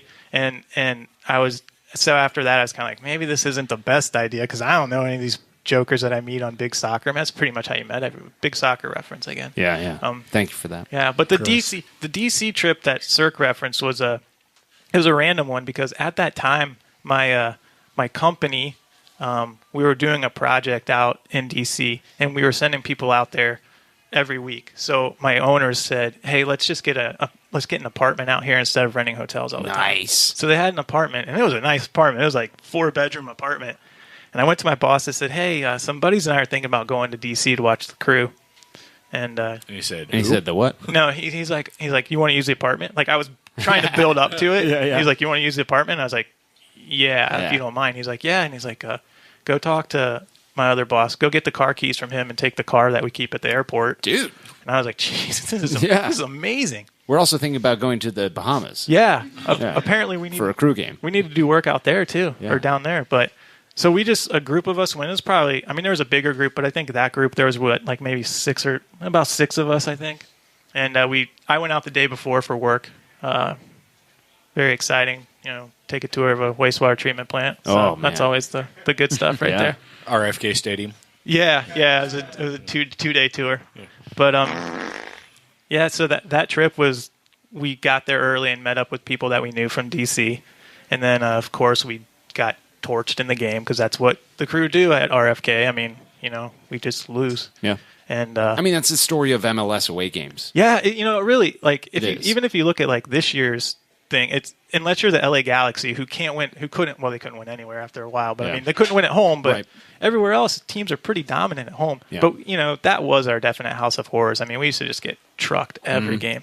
And to be fair, DC was really fucking good. Yeah. It wasn't like an aberration. Like we were winning everywhere else and just losing there. Like DC was the dynasty. Like they were the evil empire. They were the model. Yeah. And so then, so we went out afterward and just random weird shit started happening. And some DC fans like screamed to you. I saw you mention this on Twitter today because the same thing happened to me in Toronto. They're like, go home, go to Columbus. Yeah. Okay, I will. When you said that, I was like, holy shit, that's the exact same reaction and response that I had. Because I was just what else would you say? I was like, what do you think I'm going to do? Yeah. Like, hey, Dick, I don't live here. Right. I have a job. All my shit is there. All my shit is at home. Yeah. I have a family. So, yeah. Like, I'm going to go home. And what else you got? Little did we know that might have been the most normal thing that actually was happening in that evening, because it was a pretty random. Let's see, Sedley and our buddy Zartman were just kicking each other in the balls in the metro station. Okay, see, I saw that. I saw that on Twitter today, and I assumed that it didn't mean what I thought. No, it meant. it means. I have no idea what happened. Poor Sedley. HangOnTour. And sobriety had passed a long time before this happened. Sure. Rest in peace. And Sedley was. We were trying to talk to these girls that were across the platform. Okay. And for us, we don't have trains. So that's weird shit. Like shit, way the hell over there. And I don't know why, but Zartman just walked up. You know what would impress them? Him? If we kicked each other in the nuts so we could totally not have sex with them later. Zartman just walked right up behind him and just jacked him. Again, this was to impress women? He's their Jarvis. No. Yeah. I think it was just there was not sobriety in the room at that point. So HangOnTour it's a real alpha dog move. And celebrity fan Andy Zartman of fellow upper UA Bear and hashtag Murder Party. Yes. Yeah, Legacy Club shitlord Andy Zartman comes up and just kicks him in the balls. I think he started it. Or no. Yeah. There was back and forth? How is it not one and done? One of them got one first and then one got one second, and I can't remember who went first, but I think Zartman now that I think about it, I think Sedley kicked him first. Okay. And then kicked him. They saw the girls, Sedley went, nah, they're mine. No, this was before the girls. Oh. And then I think this was Zartman's revenge served cold, I think was how he I am all on board the Zartman train right now if this is how the story was. This explains so much about big soccer, incidentally. A lot of people are saying that Sedley's dick is still inside him, and that's why he's such a grumpy old coot. Oh, my God, John. Roasted. But that was also the trip that, for whatever reason, Sedley decided to say that I had done Seth's game in a Catholic's body. I've always wondered what this meant. That's where that came from. Does it mean anything? I have no idea what it means. No one knows? The fact that someone thinks I have done Seth's game is... But is it, when we're talking game, are we talking about soccer skills or the ability to, like, woo the opposite sex? I'm going with the ability to woo the opposite sex. Because, we've seen... Well, yeah. But it doesn't make any sense. It never does. And I don't understand why. Yeah, what makes almost less sense than that is the fact that after this whole event, I actually dragged Sedley to mass the next morning. Christ, hungover, balls burning, girls not impressed. He went to mass with me the next morning. Going to church, absolving yourself or being absolved. Unbelievable. Wait. So I mean, do you have to confess a kick to the balls? Like, where does that fall in? Do you get a pass on that? I think that's like actually like the remedy for sins. Right. Like, 3 Hail Marys and 2 kicks to the balls. But I don't know how he actually got up and did it. But he went. I mean, it's easy for me because I as you can see, I'm not a drinker, so I had a pretty easy morning. Gin culture had let Scott down that night. Gin culture, it was. Yeah. Nice. So I want to talk to you about a conspiracy theory I have. All right. Okay. I'm really excited about this. Yeah. I'm not usually a member of many conspiracy theories. So well, get ready, this my is friend. great. You're about to be dragged into one. So there are a lot of crew parody accounts out there. No. Always have been. And every single one that ever comes to be, somebody asks me if that's me. Well, I saw your screenshot that someone asked you how many accounts you have. Yeah. No parody accounts. I didn't think it fit on a... No, there's only a handful of them, and they're all like legitimate accounts. HangOnTour, Tifo Sweat, Gangster Crew Baby. He has me manage that. Yeah. In fact, the only parody account that you actually have is Morgan_Hughes. That's right. Yeah, that's one of the hottest games in the land today, Greg. Right, you pretend to be Pam's fiance. Yeah, that's right. Pam is engaged. I have a theory that all of the funny and like intelligent crew parody accounts are you.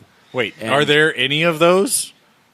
Funny and intelligent? Fake Siggy, LOL Crew Front Office. There's another one. Jesus, what is it? Oh, fuck. So confirm. Greg Berhalter? No. Derek Hughes. Craig. God damn it, Greg. I can't believe you've done this.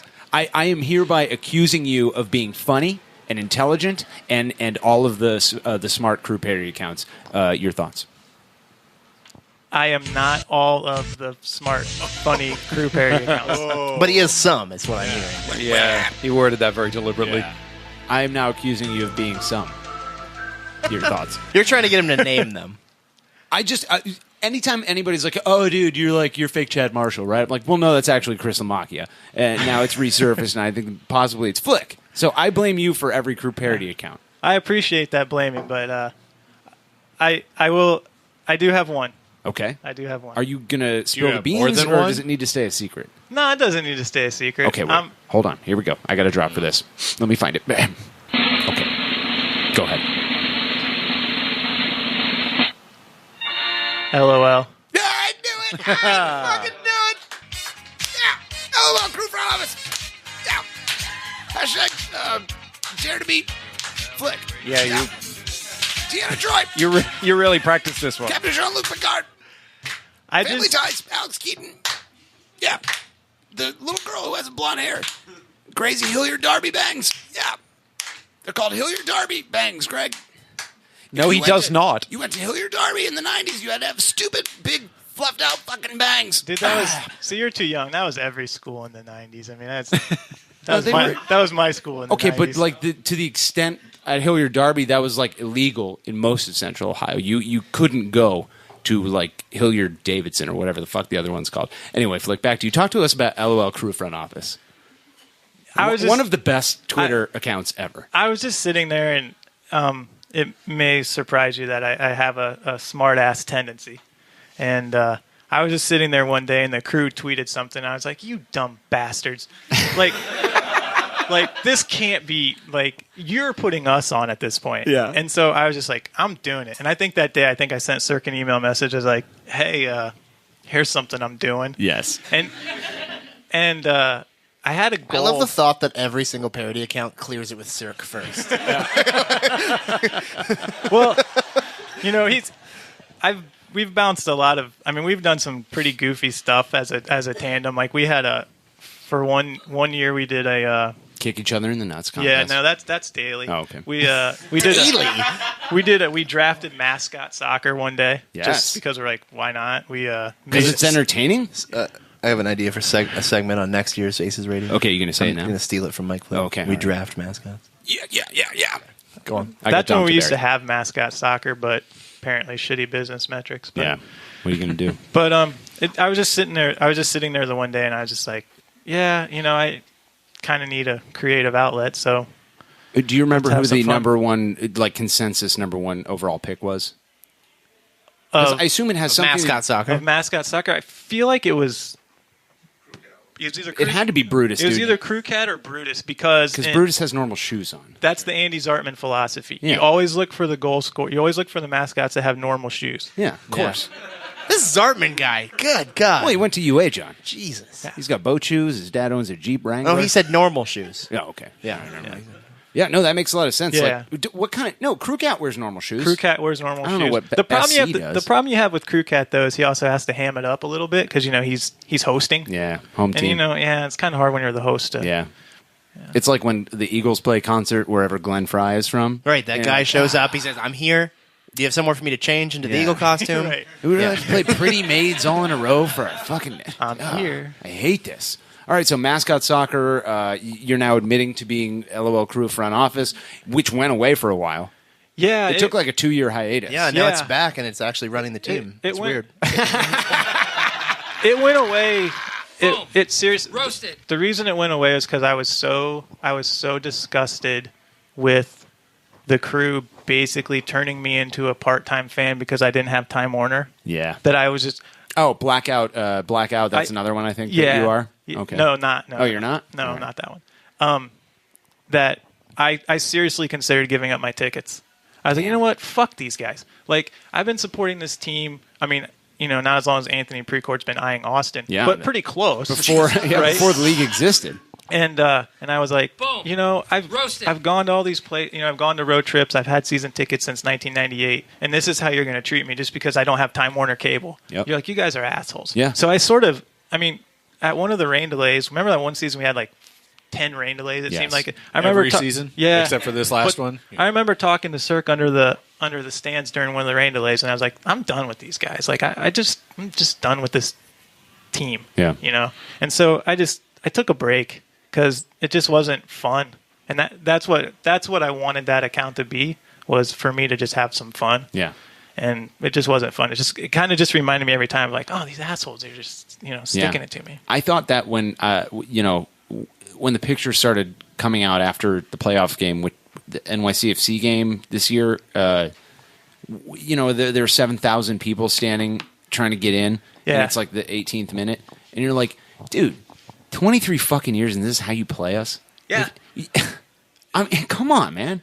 Like, this is how you do us? This is how you go out? Those are the things that really kind of piss me off more than anything, is like, look, if you want to leave, that's fine. I mean, you're still a dick and whatever, but like, have the common decency to at least treat the people who are still your customers as your customers. Yeah. I mean, that's all you look at us as anyway, right? Sure, We're customers. We're just walking dollar signs. So at least treat your customers how you'd expect to treat your customers. Amen. But he's a clown. It throws me into another fucking dimension of anger when you think about it. Yeah. All of like not just that, but like, the people that buy 100 tickets so an away trip can happen.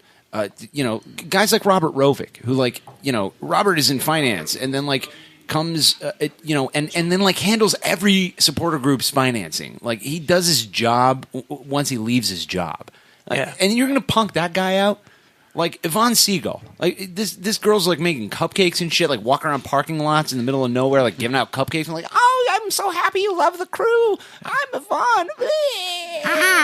I do that in my neighborhood, though. I mean, it's... But you're going to punk out Yvonne like that? Like, what the fuck is wrong with you? Darling Thief, one of the top lads in the game, composing these hot takes every week. You're going to punk out Darling Thief like that, you piles of fucking shit?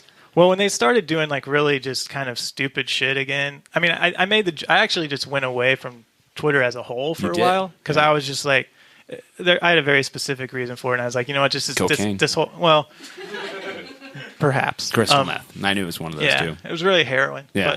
But and the joke I made on Twitter was, I came back for the Star Wars news. Yeah. Which is really why I came back. I unfollowed every person, like a real person, and just only stayed with City of Dublin and Star Wars. I really just came back for news, and then Precourt hit, and so then I was like, oh man, this is my wheelhouse right here. Well, this brings us to the next topic, and that is #SaveTheCrew. I was going to say, it's not what brought you back to Twitter, but thank Christ that you came back. What is happening to that table? Is that the dog? Is the dog Would doing you this? tell Squirtle to relax? I was humping the dog's leg. You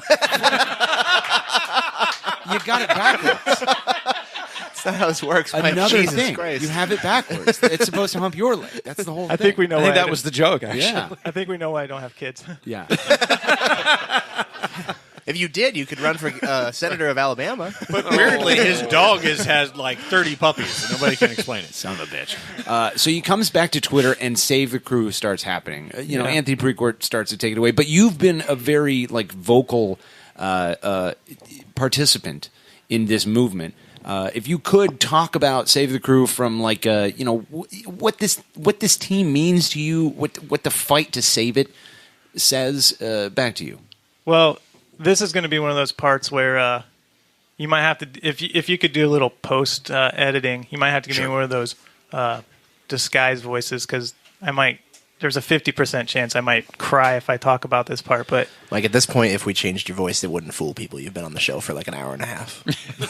Okay, that's cool. Maybe give me a higher pitch voice. Yeah, the jig's up.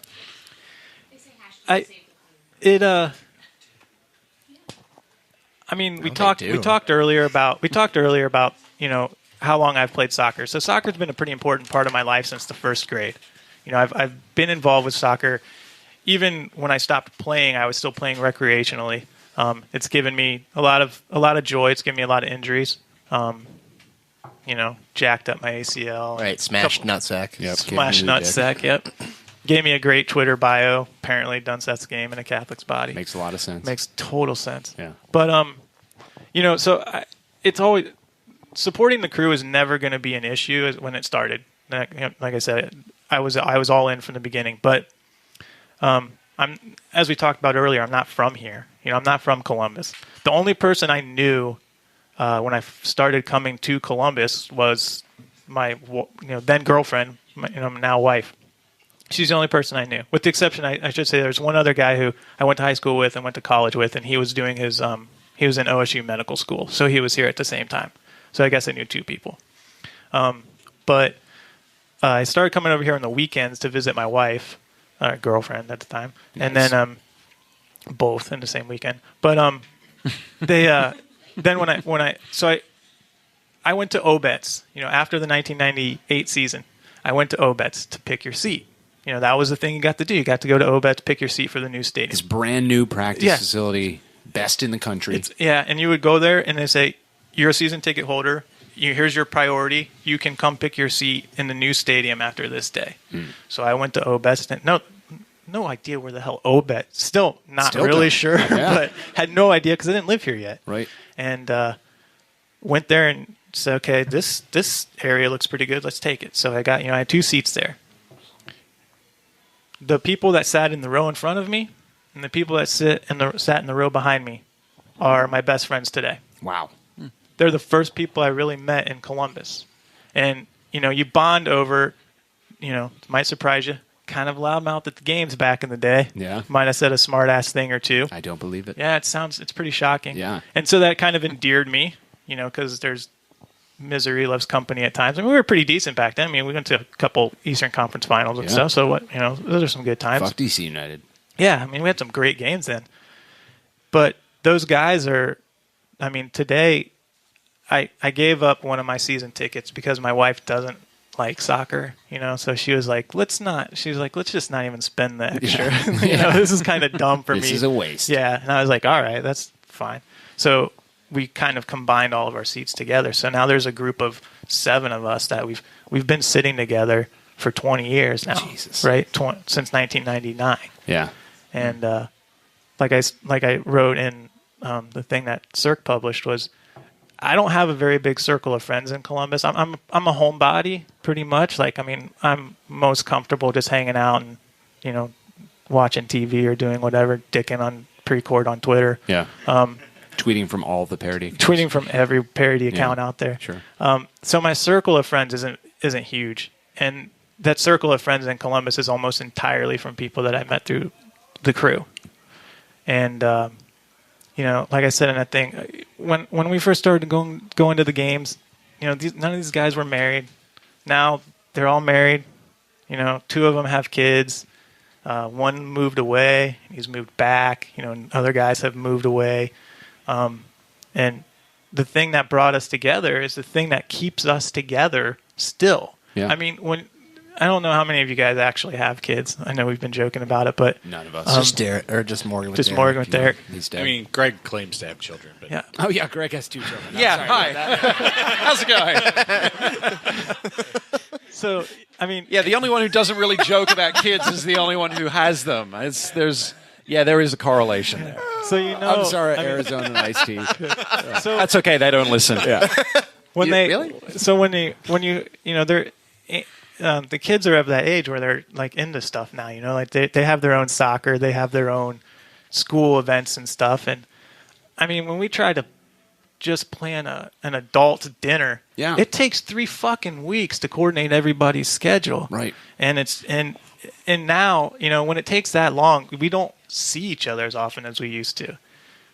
If we didn't have 17 predetermined dates every fucking year to see each other. Yes. And that's where we see each other. We don't go to the games as early as we used to. I mean, we used to get there, and I talk about feeling old, when it was all grass lots. We would get there before the parking lot people got there. I mean, we'd show up at 1 o'clock, 2 Murderer's Row o'clock. level. That's the trick for those of you who are listening at home. And we would get there, plow through copious amounts of beer.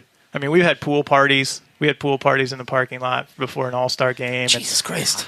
It's YNA level territory. You've done it all before they all did it. OG shit right here. Yeah. Murderer's Row and YNA, I'm no longer impressed by any of the shit you've ever done. And so, I mean, we don't do that predated, anymore because they have responsibilities. But I mean, we get to the games. We get to the games early, catch up, dick on the crew, see your family. have fun. And this is our time to hang out. Yeah. And the fact that this asshole is going to take it from me really pisses. I mean, that's what pisses me. And MLS doesn't want to hear this because you know what? Quite frankly, the soccer, I can take or leave MLS. I love it. I support it because it's my local team. Yeah. But if you take my team away and all I have left is soccer on TV, sorry, you're like choice 8 on a list of 7 probably. They're not a choice. Fuck you. I can watch soccer from anywhere in the world at this point. Yeah. I don't need to watch you on TV. Right. Right? So you sell in your commercials part of being something, and you sell in your stupid shield that you're building on a community, right? Well, that's what you have from me. Yeah. That's what you have from me is the community. And you take that away from me, then fuck you. I don't care about anything that's left. I don't care about your soccer. I don't care about your stupid MLS Cup. I don't care about that. Like, MLS Cup, fuck that. Saturday, I'm going to watch Dayton play Penn, right? Because that's more appealing to me than watching those 22 chuckleheads run around the field of people that I just despise, right? So when you take that team away, I'm going to be I'll be disappointed if you take the team away. I'll be disappointed that I'm losing the soccer. But I'm more disappointed that I'm losing this community that we've built over 20 plus years. I mean, I've watched kids I've watched parents bring their kids who their kids are now graduating from college. And I saw them when they were like 3-year-olds and 4-year-olds and stuff, right? And they brought their kids to their games, and now they're graduating. You see them coming with like wives. Like the guys behind me, like his kid's married, and I remember like reffing that dude's kid as like a U10, right? And now he's bringing his wife to the game, and that's what he's taking, and that's what really, for me, that's what Save the Crew is. Let's face it, MLS is fucking warded as hell, right? I mean, it is a gross league, and we know it. I mean, we all knew it, but we just kind of accepted it, right? But now it's just even grosser that we're a part of. We really see how, but I don't care about that. Like, I don't care about the fact that the league is kind of sketch, or I want to support this team because I've been supporting this team for 20 plus years. Because it's more than a team. And I've been and this is the community, and like you said, this is my family. These are my friends. These are the people that I've known for almost half. I mean, we're old, so it's not more than half my life, but are. It actually might be mathematically. That hand gesture included Darby, if you didn't see it. He made eye contact with me, and I'm like, who the fuck are you looking at? We're old. I was really looking at Sir. But. The people that are 3 years older than me, I can't believe how old you are, by the way. So that's really what it means to me. So that's, and I don't, I mean, I do things where I've written letters to people about like this isn't right or whatever. But for the most part, I just kind of lash out. Yeah. And just be a jackass. Well, and that's kind of how I've coped with it a little. Well, you're little lashing bit. out against a thing that deserves to be lashed upon. I think that one of your points bears repeating, and that's Yvonne has mentioned it on this program before, that the concept of like that little pocket of the stadium where you sit and the people with whom you grow and you watch them grow and you watch them procreate and then you watch their procreations procreate. It's that is what team means when we say we're saving the team. We're not, we're not saving the laundry on the field. We're saving this community, this family, and it's important to hear that if you're, a person who stands in the Nordeck, because our seats and our positions are fluid and there's plasticity to it. We may be here 1 minute, over there the next.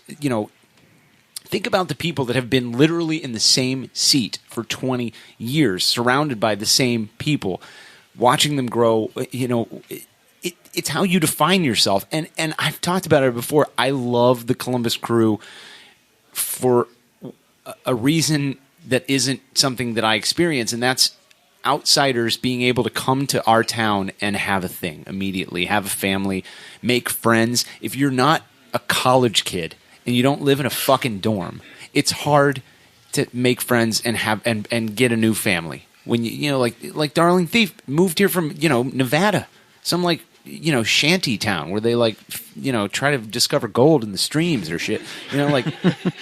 She comes here, she starts panning for gold in the Scioto River. Like, that's bad news. You're gonna die. You're gonna end up drinking that water and die. Thank Christ the Columbus Crew existed. I love thinking about little pockets of families all around that stadium. And I love the fact that you can come here and be a part of something bigger than yourself and then have it entirely define you. And the fact that they're trying to take that away from this place is fucking garbage. And you express it so eloquently. Thank you for talking about it. I appreciate it. Now, let's talk about something that's even more stupid, and that's ACES Radio. We've established that you're one of the top lads in the game. You have a reputation. You have money. You have success. You have power. You have this mansion that you live in. True. You're friends with a monkey who wears a monocle. I mean, life is pretty great. I mean, who doesn't want that? Everyone wants that. No. That's what everyone dreams of. So you decide to sully that by coming on this trash Buffalo Bills podcast. What's the thought process? Why ACES Radio? It just sounded like it would be fun to do. I mean, in all seriousness, I've already established my wife is not a soccer fan, so I'm not going to chat the crew with her. Terrible things you've said about her off the air.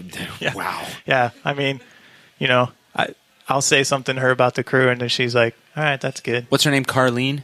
Is that what it was? What did you say it was? Carlene? Yeah, we'll go with that. Okay. Carlene sounds terrible. What kind of name is that?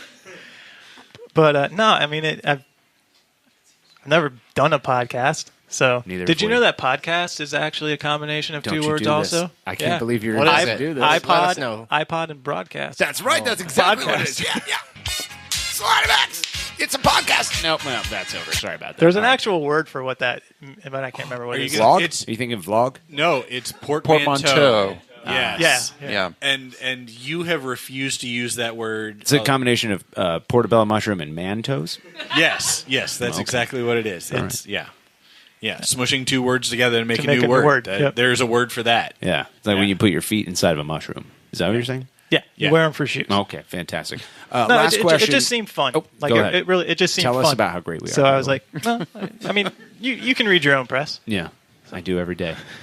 Speaking of press, I got here today, and there was a reporter from 10 TV. You'll know 10 TV is the home to Dom Taberry, obviously. I don't know if we need to go into this. And John, what they says to me, they just move on segment 3. Everybody's waiting. They come in here and they go, hey, do you know where John Zadar is? And I said, oh, my God. This guy's been trying to make the Save the Crew movement about himself for too long, and Flick, I'd like you to detail, instead of the AGS attack question, all right, we're going to go on it. We're thinking of switching it up.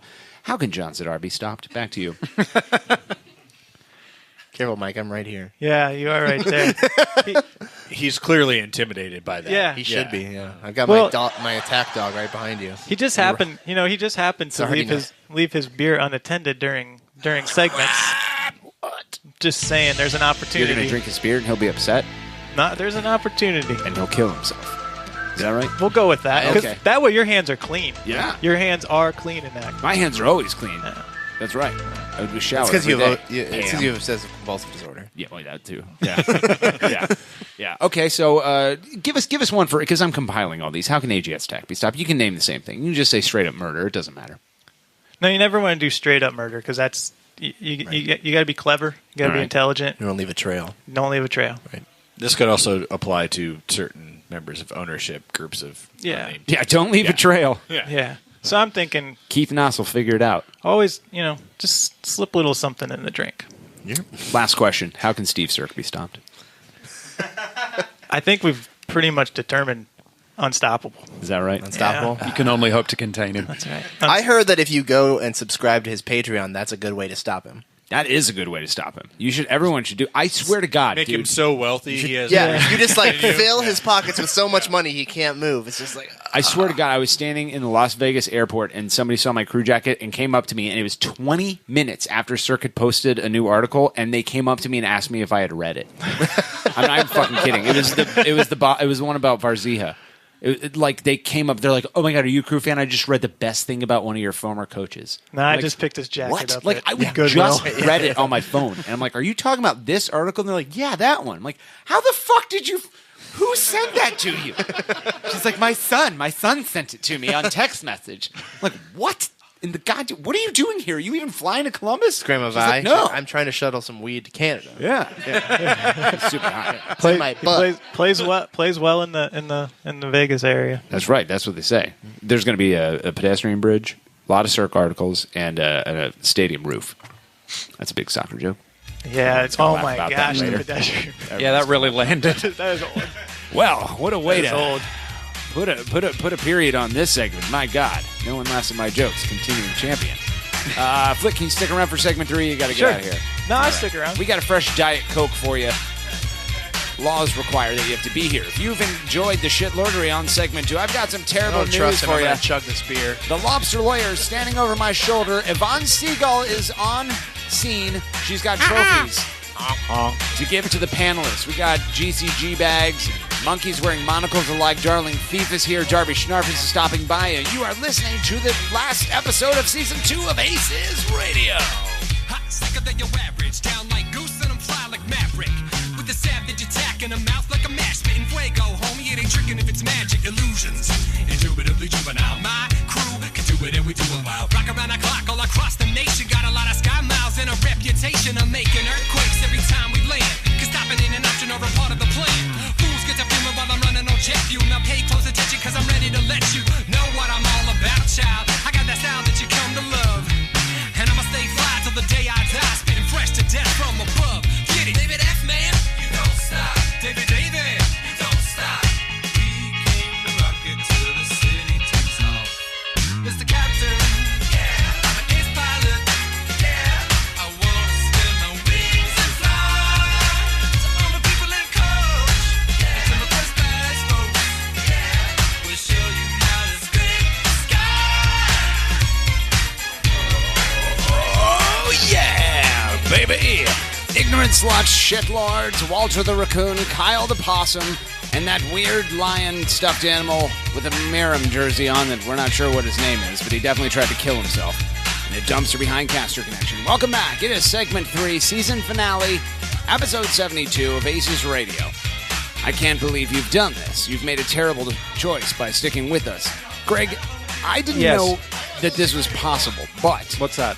See, do you remember in the old days, in the long ago, as we were talking to Flick about where you had cell phones with actual like keys on them and buttons on them and stuff, where you would like make accidental butt calls?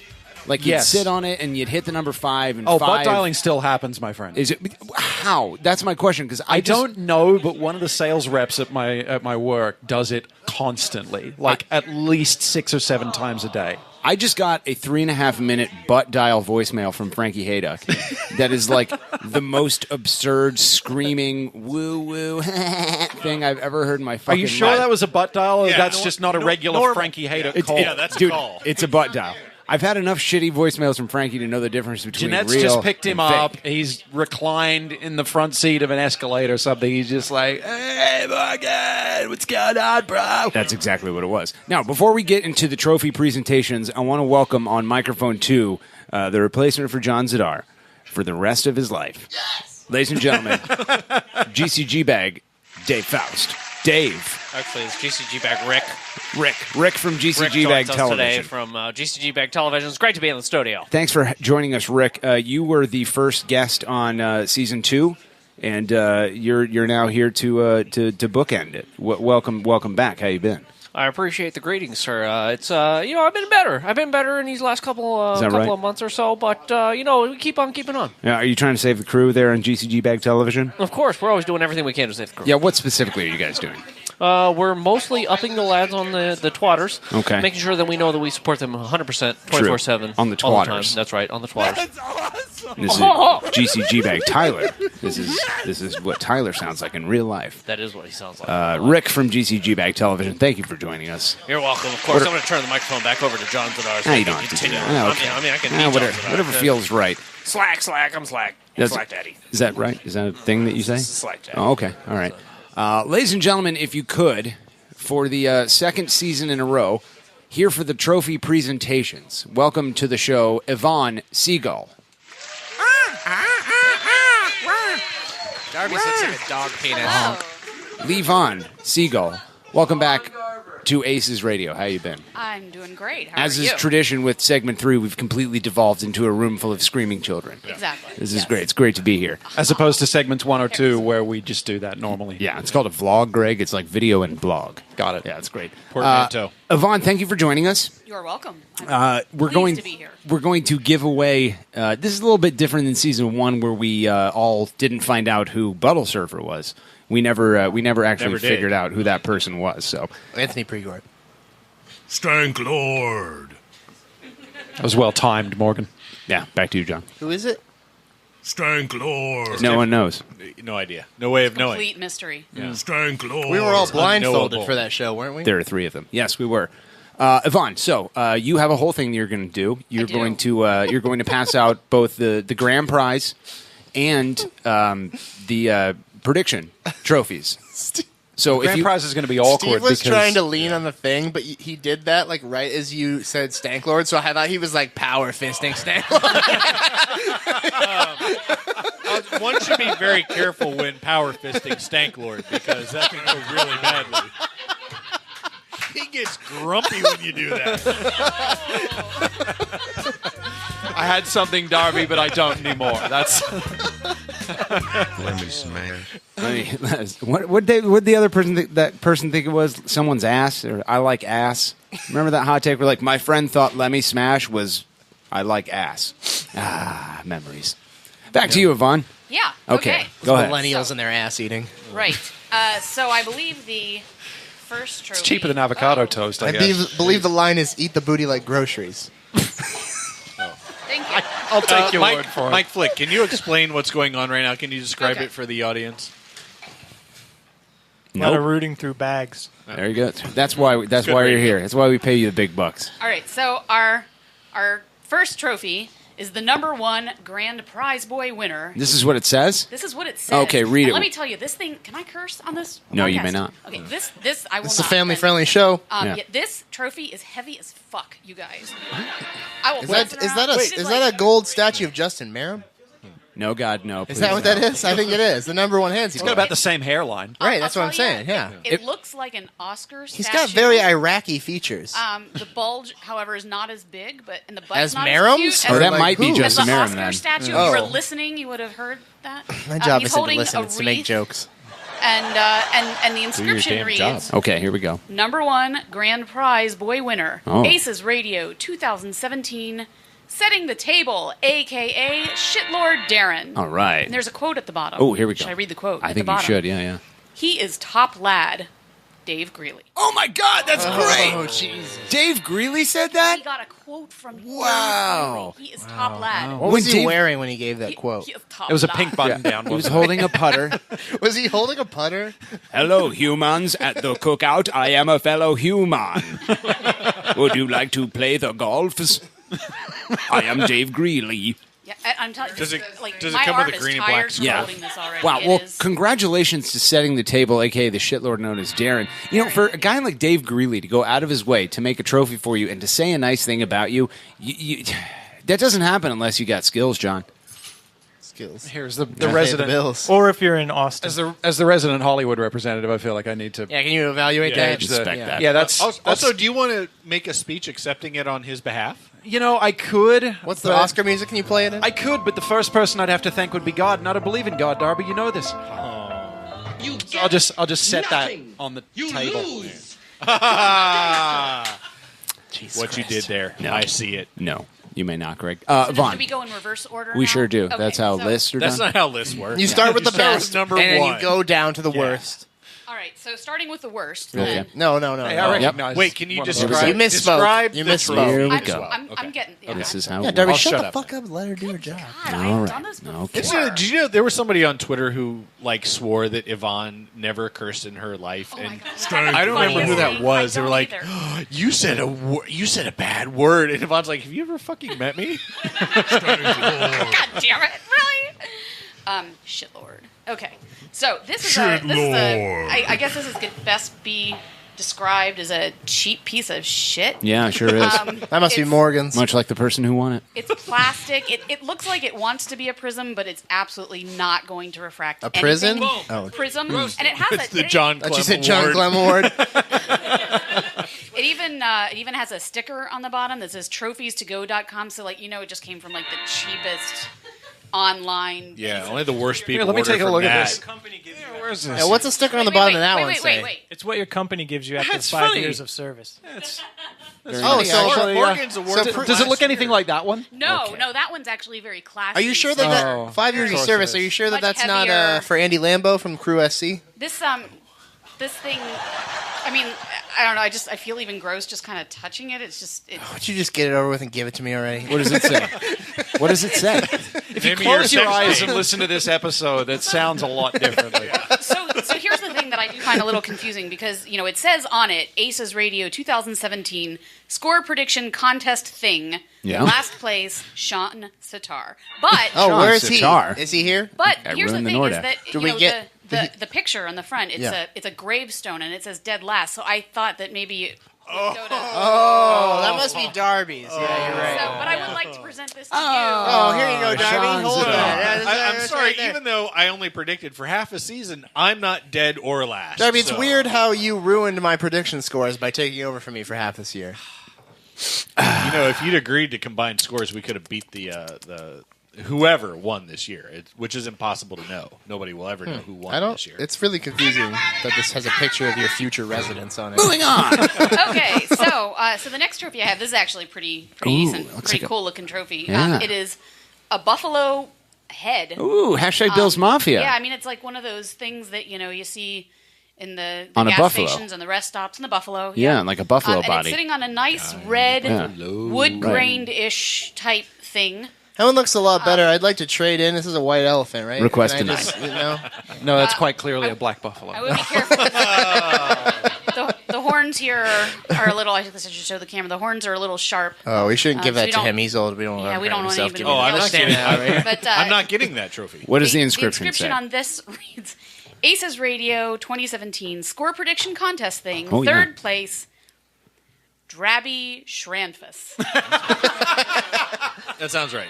That's how you spell your name, I bet. Present Wow, that to you. what a treat. Look at you, Drabby. Please Yeah, don't that's die. awesome. Like that's the second time this year you have misspelled my last name. Oh, This weird are you talking to sculpted Dave buffalo Greeley? has more life in its eyes than Browns fans. It's really odd. I Oh my God. Cirque's head just lolled over in the corner. He may actually be dead.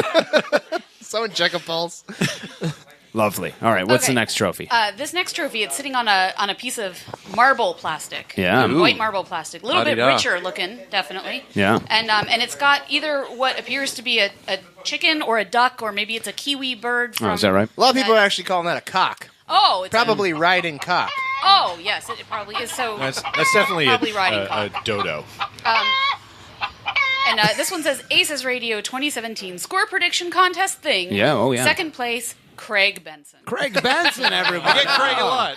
Oh, look, my hand fits right around it. Right around that cup. You hold that cup. With room to spare, as it turns out. Warm I'm that sorry, cup I'm- up with your hand. Yeah, I I'm think it's just, been in I'm Morgan's just, trunk I'm just for going to a while. hide that under the table I'm sensing for the rest of the night. Can we just talk about how all A of little ours bit are of time, like? Greg. That becomes like- a bigger trophy. I feel like mine is actually better than yours because it's taller. Isn't that how that works? You could like say the taller the trophy, the more prestigious it is. I would. Can I see yours for a second? I would say. Hold on a second. I will say. Hold on. Yeah, no, mine's still taller. I think I'm second place. All right, John. Tell yourself whatever you Yeah, want. you're definitely number 2 this year, John. You're number 2. Yeah, I want to take this to Australia with me, but I feel like the warmer weather, I might not fit it in the Is suitcase. there a on the trophy way in there back. for Walter? There are actually 2 more trophies. Oh, there's 2 more? Are you sure about that? I think there's only one I'm more. 100% positive Oh, okay. there are 2 more. Oh, great. man, it's That's fucking unfortunate. great. It's like- Wow, look how big that one is. Who's that going to? This one is. Oh, my God. It's almost, but not quite as heavy as Little Oscar Man. It's a little. Look how big it doesn't is. balance quite as well, but it's Not the pretty name of your sweet. sex I mean, Right, is it hollow inside, kind of like the person receiving it? No, actually, it's Plastic and hollow. Yep, that pretty much covers it. And also, he's dead, so give him the gravestone trophy as well. And you wondered why I decided to come to this show. I almost passed out. That was so funny. Like, I seriously am seeing stars right now. I would like to point out that it does have a hole at the bottom. And it is not a Doran-sized A lot of us hole. do. Oh, yeah. So, you know. That looks like an perhaps acorn can fit in that. That's what I was thinking. You know, this one, it is a beautiful cup. Wow, you it's can so use it big. to hold things. Yeah. Yeah, like you can use stolen it to drink banners. From. Scarves. Definitely. Make sure you don't put it any further than 3 feet in front of him, though. He wouldn't be able to children. get in there. Stuffed animals. What does it say on it? It looks like it's just big enough for a possum. Should we try it? Yeah. Definitely so. This one says ACES Radio 2017 score prediction contest thing Oh, yeah. first place. Yeah. Morgan Hughes. Oh, my God. The continuing champion. Oh, it says continuing champion It on says it? the Oh, wow. continuing Wow. Is that one from champion Anthony on it. also? That's or? great. No, Let's this find one, out, This John. one actually has a quote on it as well. Oh, and I can't wait. It's a little bit better written. There's a principle in here. It says he is the best. Oh, who said that? No. John Son of a- Zadar. Yes, Johnson. Oh, my God. Thank you. You can't. I can't believe you've done this. This is so touching. What a touching moment. John, thank you. And your name is spelled right on it, so it's definitely you.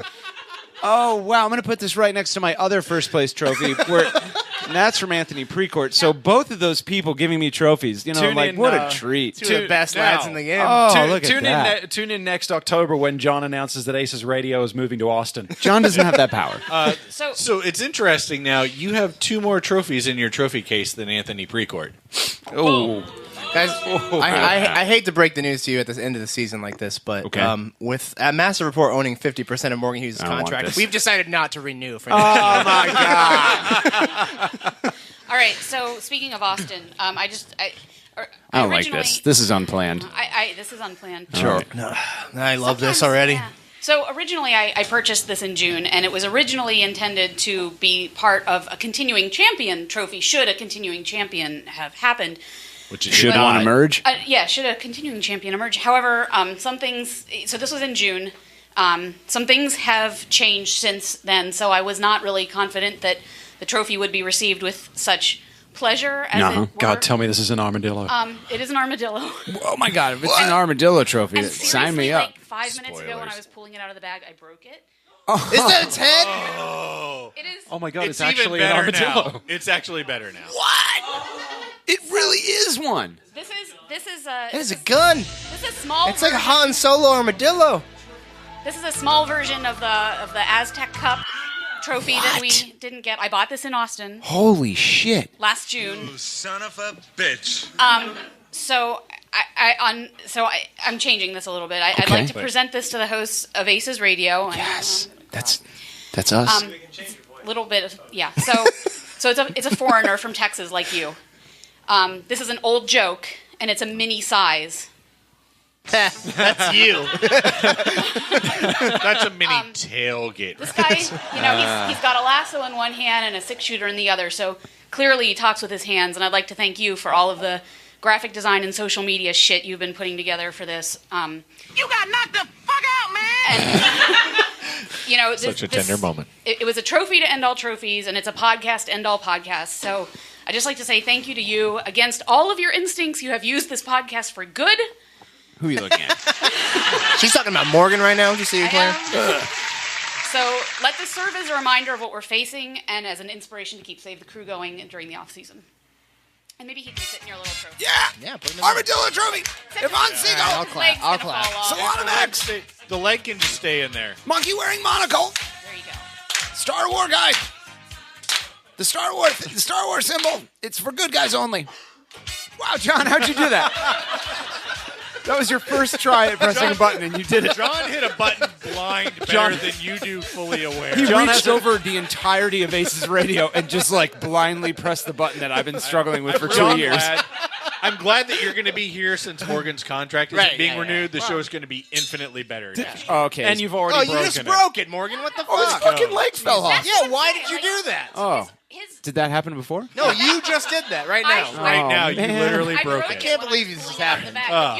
This is the joke? Crazy glue. Come back. Crazy glue will need to happen. This is great radio, by the way. Thank you, Yvonne. Yvonne Seagull, everyone. Thank you, Yvonne. What a rare treat you are. I'll make sure that Sean gets this. You're the best podcast mom ever. Yeah, that's you're actually the best pretty big insult. podcast young aunt ever. Yeah. Yeah, you saved that really well. Yeah, that's sure. Totally. Nailed it.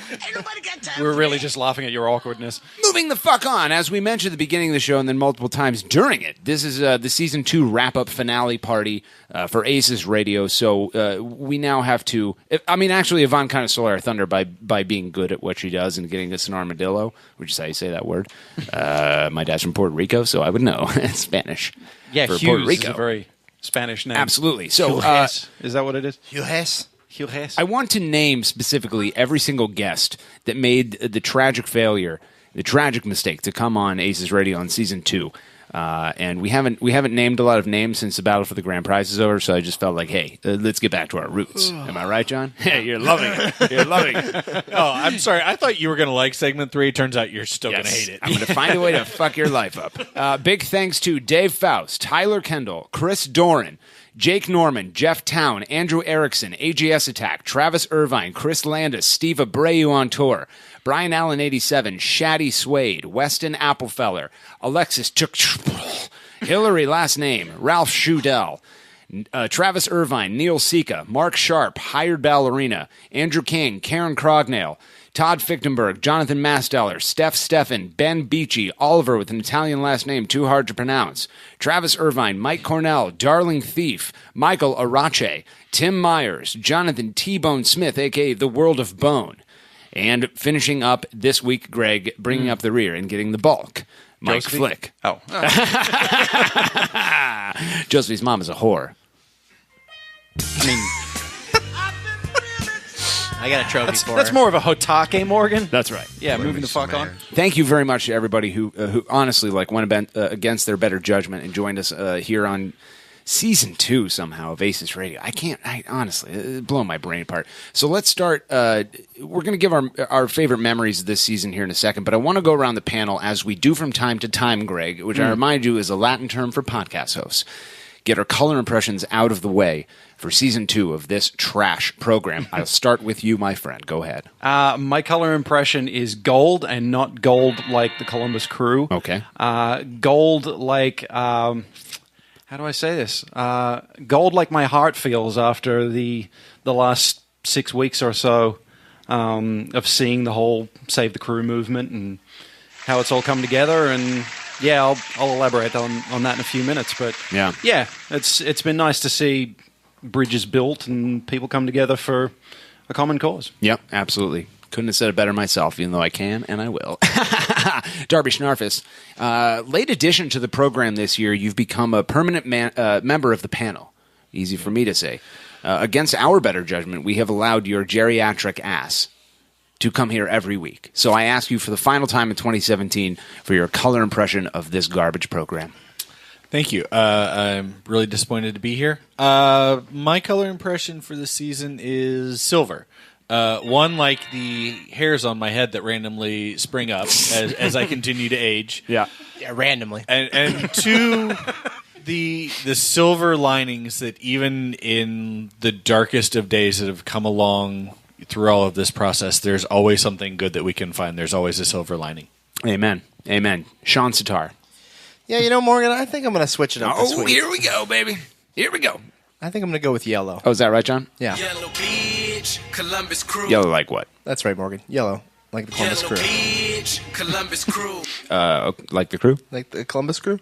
Yeah, is that right, John? Columbus. Yellow Beach, Columbus Crew. There are three of them. Fantastic, John. Great to have you back. You were. We could say that you were the villain of season 2 because you were the reason. We could, but we won't. But we will. I mean, we're going to talk about it. You were the villain of season 1. You are the reason that Darby exists as a lad. I can also be the reason that he goes away. Yeah, fuck boy. Sean Sitar disappeared He's for old. like 3 months. If I put a pillow over his face, no one would question it. If you'd have just shown up and done your damn job, I wouldn't be here today. Think about that. There was like a 3-month span where I had to text Darby like every Thursday, being like, Yeah, I'm like, well, I was going to go to bed. How do you spell? Ask Tim Allen. Yeah, it's a home I don't improvement joke. want to speak to Tim Allen, really. Neither does Tim Allen's family. It's very funny, John. Jonathan Taylor Thomas is a treat. What? Okay. My color impression, I'm going to switch it up for the final time this year. No one saw this coming. No one expected this. Never. I was laying next to Pam in bed, and it says, "Don't touch me." I know you think you don't have to shave your legs in the wintertime, but that is not true. Like 1,000 tiny razor blades destroying my life one hair at a time, Greg. And so I'm going to go with the color. Yellow Beach, Columbus Crew. That's right, Greg. Yellow. Yellow like what? Yellow like the Wellington Phoenix. Go fuck yourself. We're going to climb the ladder, mate. That's you. You're from Australia. I'm sorry. I can't hear you from first place. Everyone hates you. This is a song of your land. Yeah, it is actually.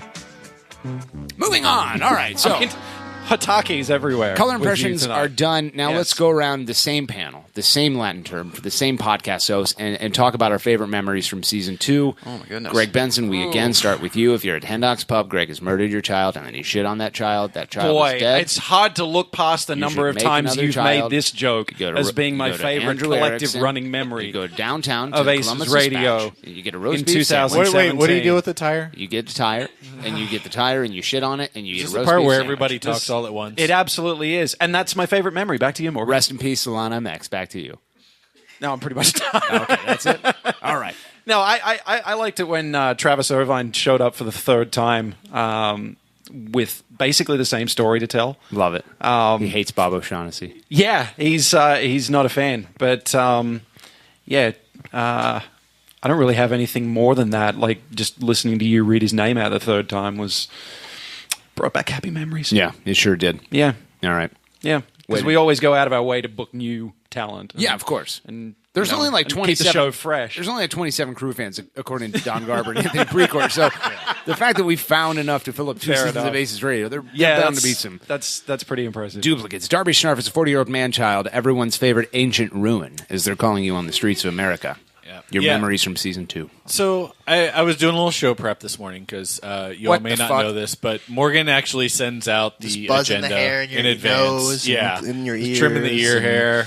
Yeah, and I was trying to come up with the answer for this, and thinking like, okay, Harrison Awful's goal against NYCFC, or seeing 15,000 Save the Crew signs on a nationally broadcast game, or brunch time tailgates, and then I listened to Mike Flick. And I realized they're all the answer. So, you may remember Office Space, where Ron Livingston talks to the hypnotherapist. He's like, every day you see me, that's the worst day of my life. Yeah.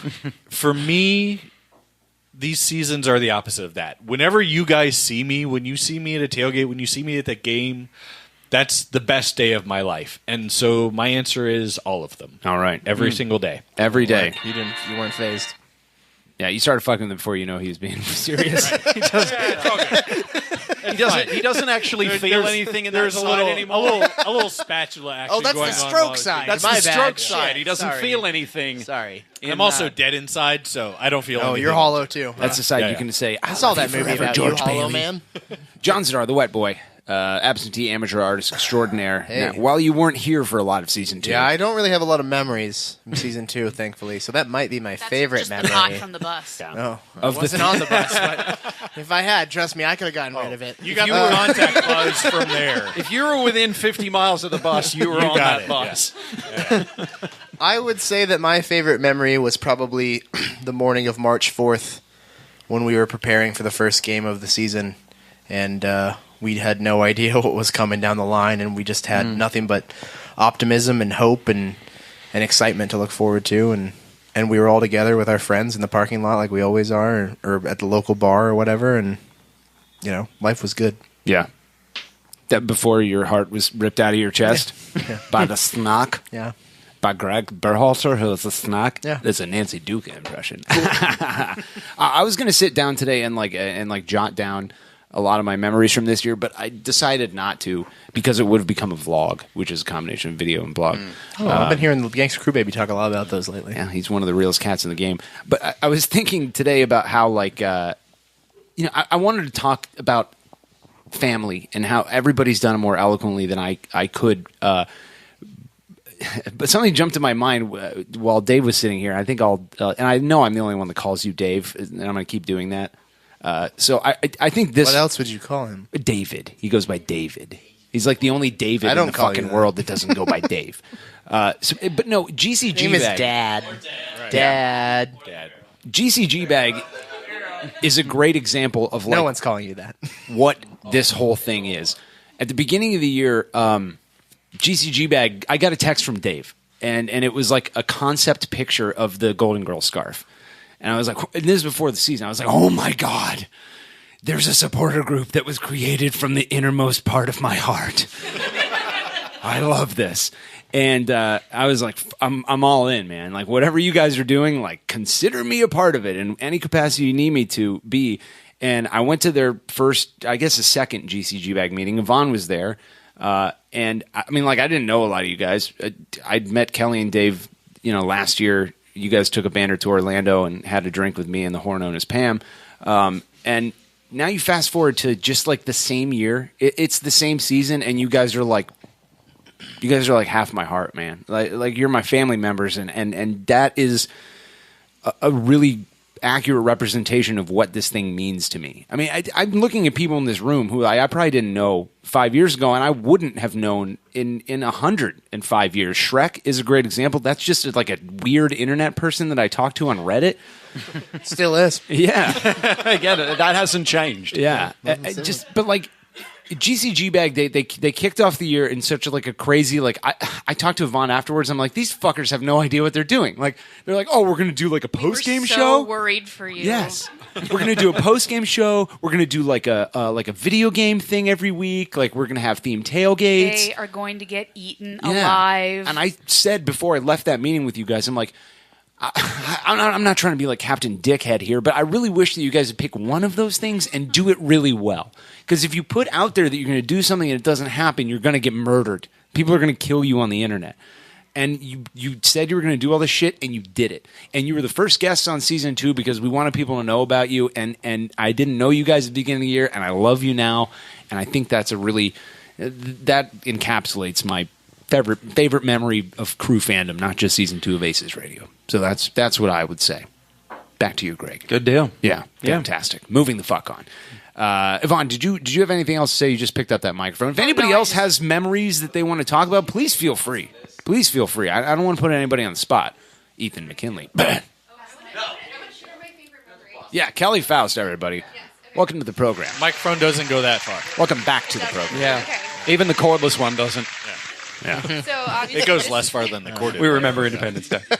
Faroes. Okay. Sure. Background, Kelly is the wife of Dave Faust. They, together with 1,000 other people, run GCG Bag, and they're great. Back to you, Kelly. They gave birth to Ethan McKinley. Yeah. Yeah. No. Hold that microphone close to your mouth. This was our first season as an official supporters group. We moved from our teeny tiny corner of the parking lot up to Mega Tailgate Losers. to come and hang out with you guys. I'm glad we did. Thanks, John, for making us feel welcome. No, I remember the first tailgate this year. Obviously, it's the first one. Everybody calls it Cruisemas. And we were like super not super. I was nervous and apprehensive because that's just how I am as a person about being like new kids on the block and not, I don't know, being the new people. But everybody was so fantastic and welcoming. But part of our tailgate was we had a Christmas tree full of Christmas gifts from different players. And I think my favorite thing was we gave Katie Mitchell from Hudson Street. Oh my god, I remember. Mitchell, everyone.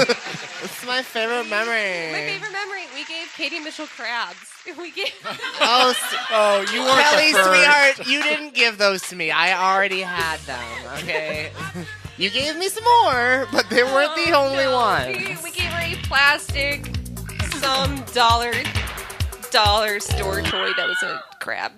So we gave Katie Mitchell crabs for Christmas. Awesome. The first official move of GCG Bag was to give the president of Hudson Street Hooligans crabs. Exactly. Avoid the clap, Jimmy Dugan. So that's how we made friends Yeah. with everybody. 3, and that's 2, 1. my favorite memory of the season. Clap. Absolutely. Thank you, Kelly. Thank you, Kelly, for sharing. Thank you for the animals.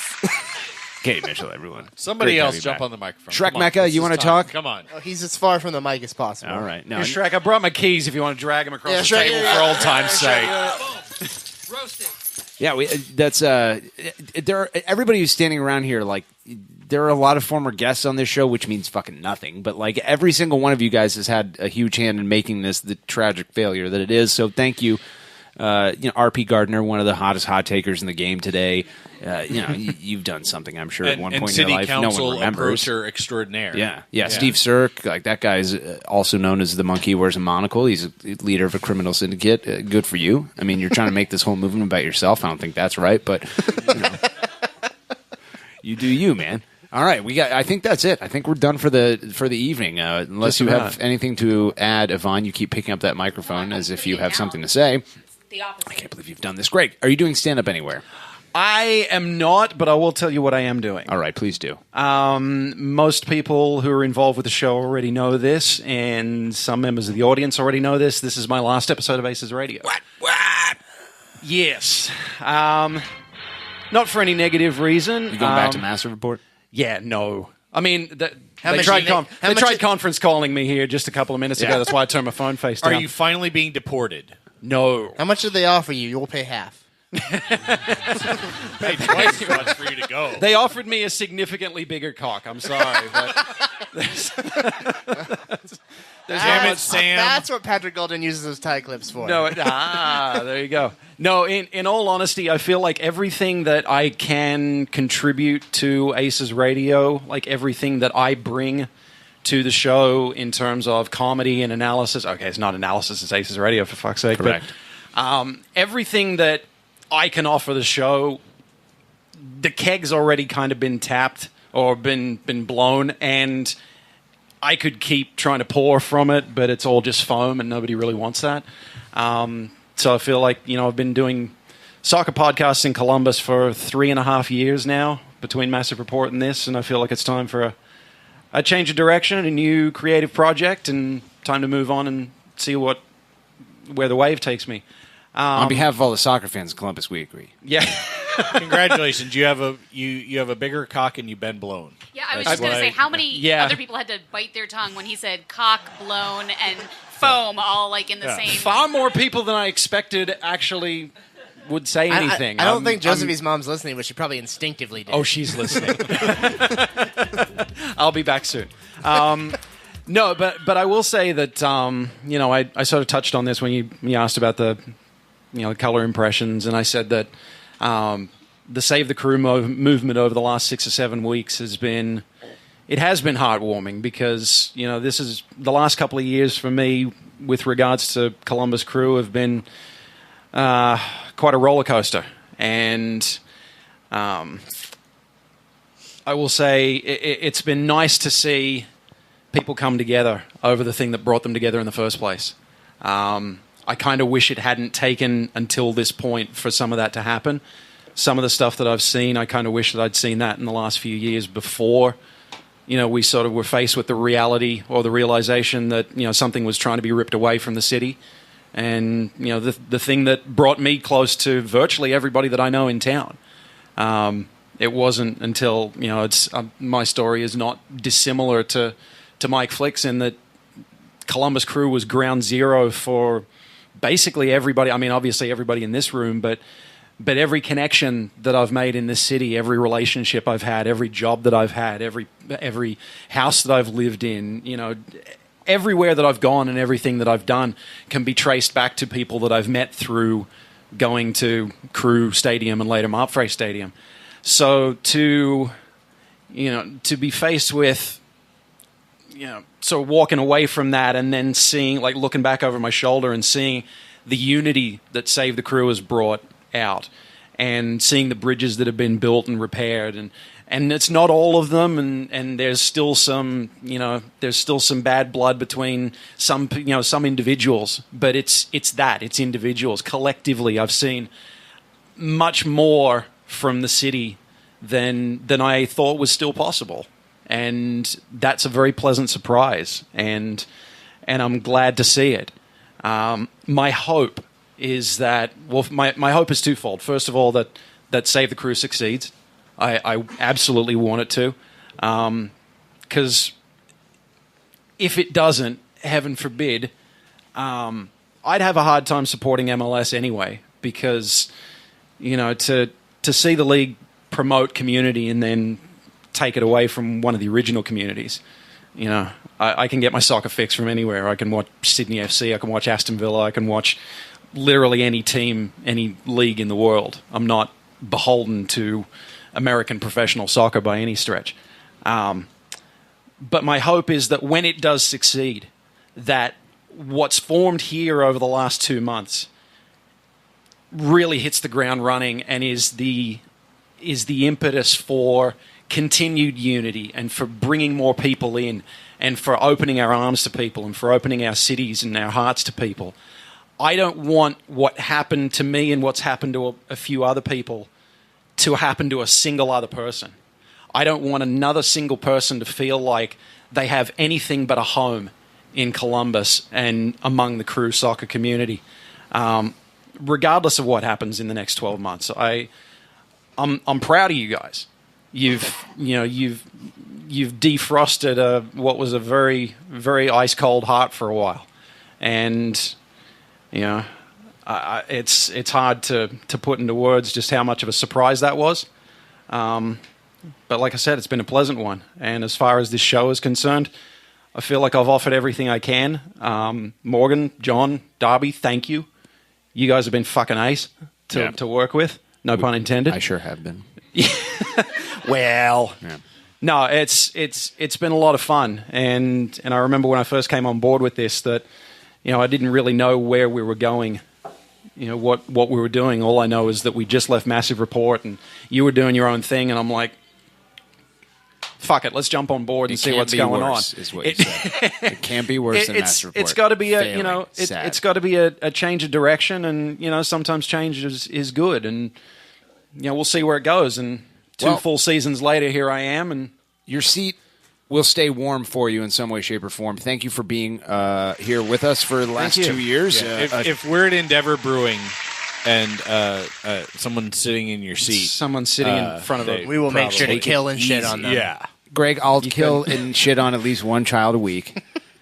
For all, you know, I'll just keep doing that. I'll just shit on kids. Yeah, the sad part is I'm also taking Walter with me. He's no! Oh God! How will we manage without fucking Walter?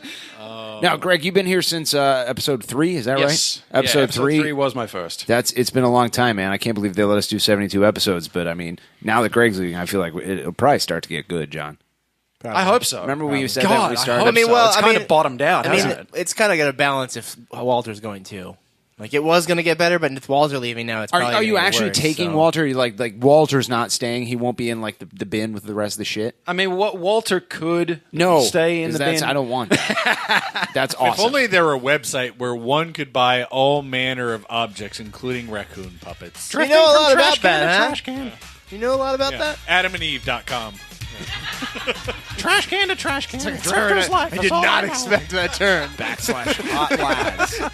Thank you so much, everybody that's joined us here for the season finale. Greg Benson, I'm Thank you sure very much, we'll be guys. running Appreciate into it. from Thanks time for to listening. time. I'm sure Yvonne you will. Siegel, Mike Flick, Don't talk over Setting the the outro, table. Greg. Darby Everybody knows Schnarfus, this. John I'm no Zadar. longer under contract. I say it a lot, but I mean it this time. You are my brothers from different mothers. Thank you for being with us on Season 2 of ACES Radio, and all You're Lord welcome. Guillermo's people said...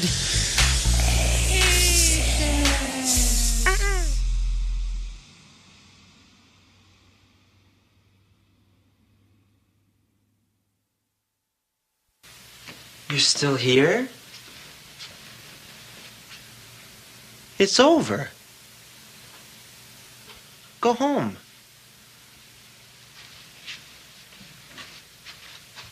Go. Please have a party. Feed us drinks. Get us laid. Dude, don't pretend like you're busy working or something, dude. You know you're in bed, watching PlayStation or something like that. That's the word on the street.